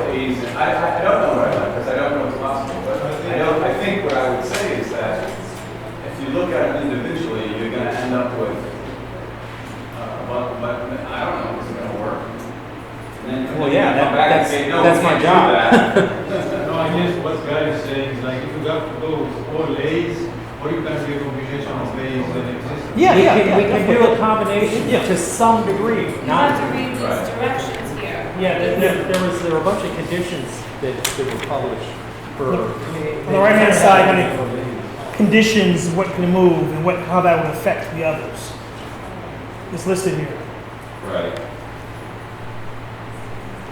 Yeah, I mean, there's a lot of information. I mean, unfortunately, it's, we could present it one way, but then there would be issues, so we present it this way. At least everything is on one page, and if you understand alternative is A, which we're trying to put on the map, that means, well, and it's not all 28 alternatives versus all originals. It's a combination. So there is a potential for a hybrid. There is. Yeah. But keep in mind, pretty much all the A's are non-existing utility infrastructure. Understood. Yeah. Yeah. Maybe ornamental. Be ornamental of some sort. So can I throw maybe you guys have thought about this already, right? So with the type of antenna, sorry, I'm using the wrong term, that you guys are using, what is the throw on that antenna? What is the reach? Reach is in. Well, it depends. I mean, if you're talking about just views, it can be several. Sorry, for signal. For signal? I don't know. Maybe, again, it all depends. Depends if you're trying to propagate through a bunch of trees or if you're talking about a line of sight. Okay. So on, let's say, any particular block, what is the distance from, the average distance from one pole to Typically, from one antenna to the next? Typically, it's right around between 500 and 700 feet is what this network is designed for. If you look and measure them all, they're about that. So have you guys given any thought to maybe going along all of the main roads, especially where there are commercial properties, and trying to work the infrastructure from there with maybe devices that have a bigger throw, and then potentially having less locations within the inside? There isn't. cluster? I mean, we're limited to existing utility poles, and those have a finite height. I mean, those monster poles along Fort Washington, they all have high voltage primary on them. We're not allowed to. Yeah. So why not put an 8-pole along those streets? Put a what?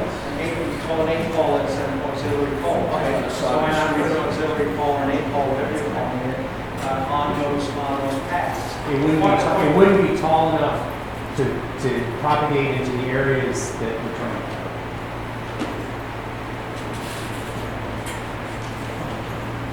Thank you for your question. So that's definitely an alternative that we can take a look at, the one that you'll discuss. That would hopefully eliminate some issues with 36 area. And we captured 61 versus 61A. Let's see. What were other?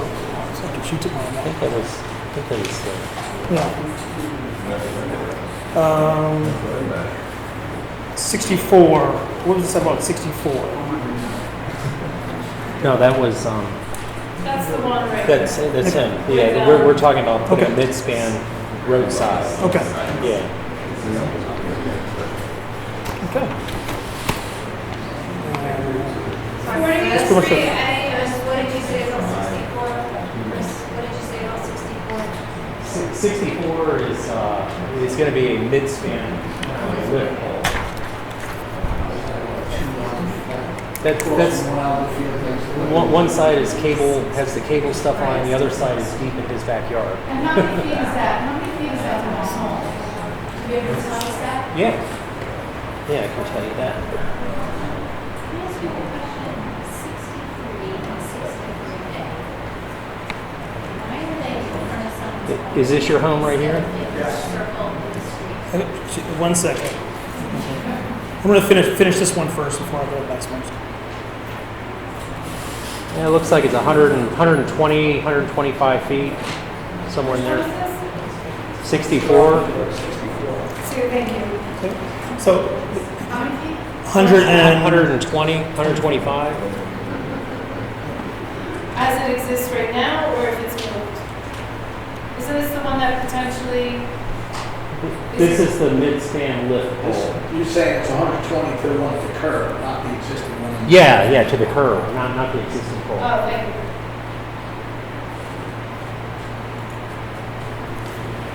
How tall is that pole? The existing's a 40, so you have to put similar, because you have to put everything at the same height.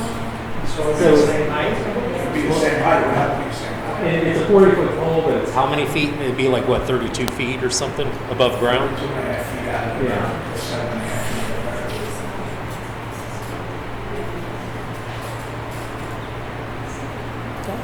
So a question on 63. 63? I was just wondering, why is it in the middle of the street at somebody's front yard instead of in a circle?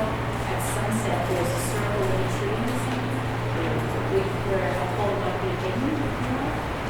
Is that the circle there? This, At the end? this right Yeah, now. keep going straight, keep going. Oh, I see it.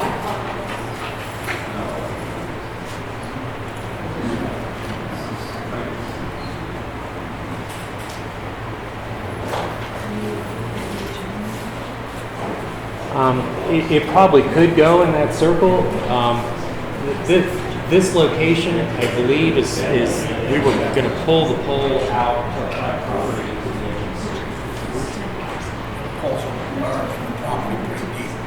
The next to the house. Is it? Side of the house, both sides. All right. So what was that going to be? I don't know, 35 feet. So is it just to be another mid-span pole? Mid-span pole. All Or right. you move one.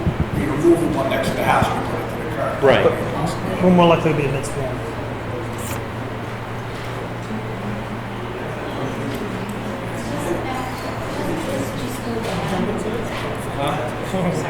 Doesn't this just go down and dead end here?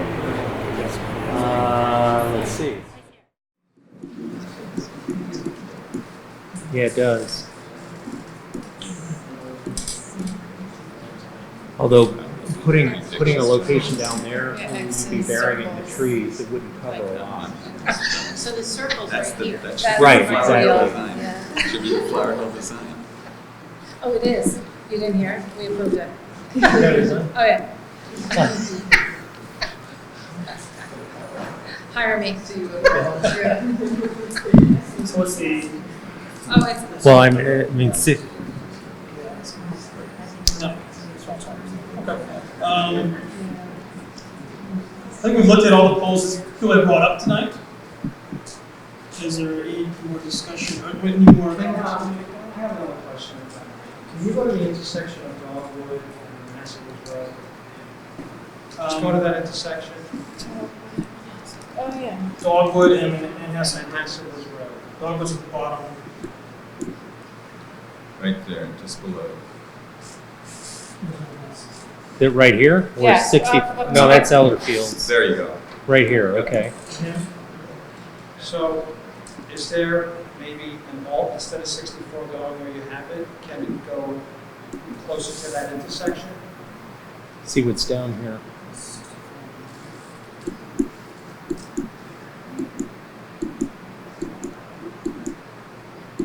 Yeah, there's nothing there. And It's all front yards. yeah, as well as we've got this, we're starting to encroach on the next node down, which is in Muncie Park. That's the flagpole. Yes. So the reason I ask is because I have 3 front yards. And so basically my property is a peninsula, and Elder Fields is my door number, which is what identifies my home. And so I take issue to having a pole for different reasons. Having that pole on Elder Fields. And I feel that, Manhasset Woods Road is a busy street. And, if it was closer towards the back of my home instead of on the street address of my home, it might be something that I would consider with a bit more consideration than what you guys are proposing now. Yeah, it's just, if you move it down to this intersection, there's a couple issues with that. One, there's nothing there at all. We're talking about another decorative something there, and it's really too close to the node 66, which is the next one down. Can you do the corner of Manhasset Woods and Elderfields? Right there, yeah. I just want to see how that would change. I'm just curious what it looks like there.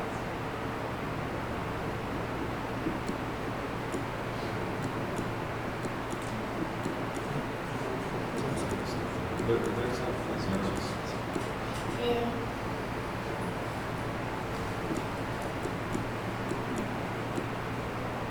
Yeah. Tree or a pole? That's a tree, right? There's no, I don't see lines. So the way the power line runs is it runs along the side of my property and then goes towards the Oakwood. So there has to be another point at that location.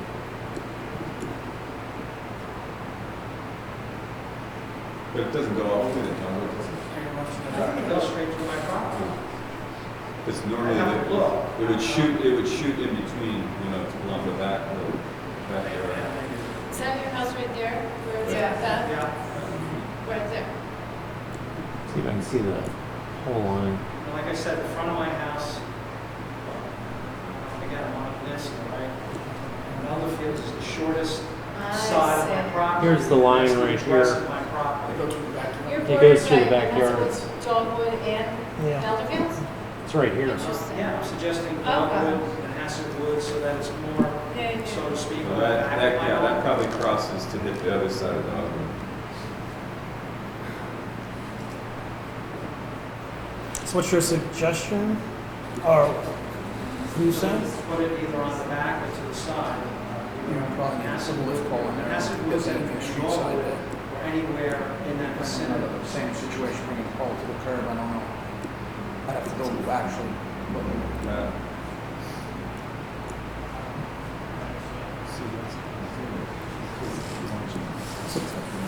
The lines right there, right? Yeah, the line's right here. Right there. So you're saying put a, I mean, Jim, where's would ES&G be?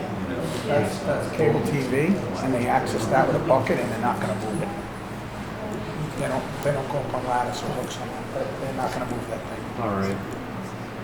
See, if it was a transformer, PSNG might move it, but cable vision will not. so you said, LTs, whatever they call themselves these days. so you pull right there. Yeah, we're just talking about a lift pole right here. I mean, lift pole right there. Yeah. South side of Dogwood. Yeah. Outside of the fence? No, he wants to move it down to Dogwood, Isn't that which Dogwood, is the too, south side of but it's Dogwood? too close to, you're encroaching on node 66. Yeah, It's too far.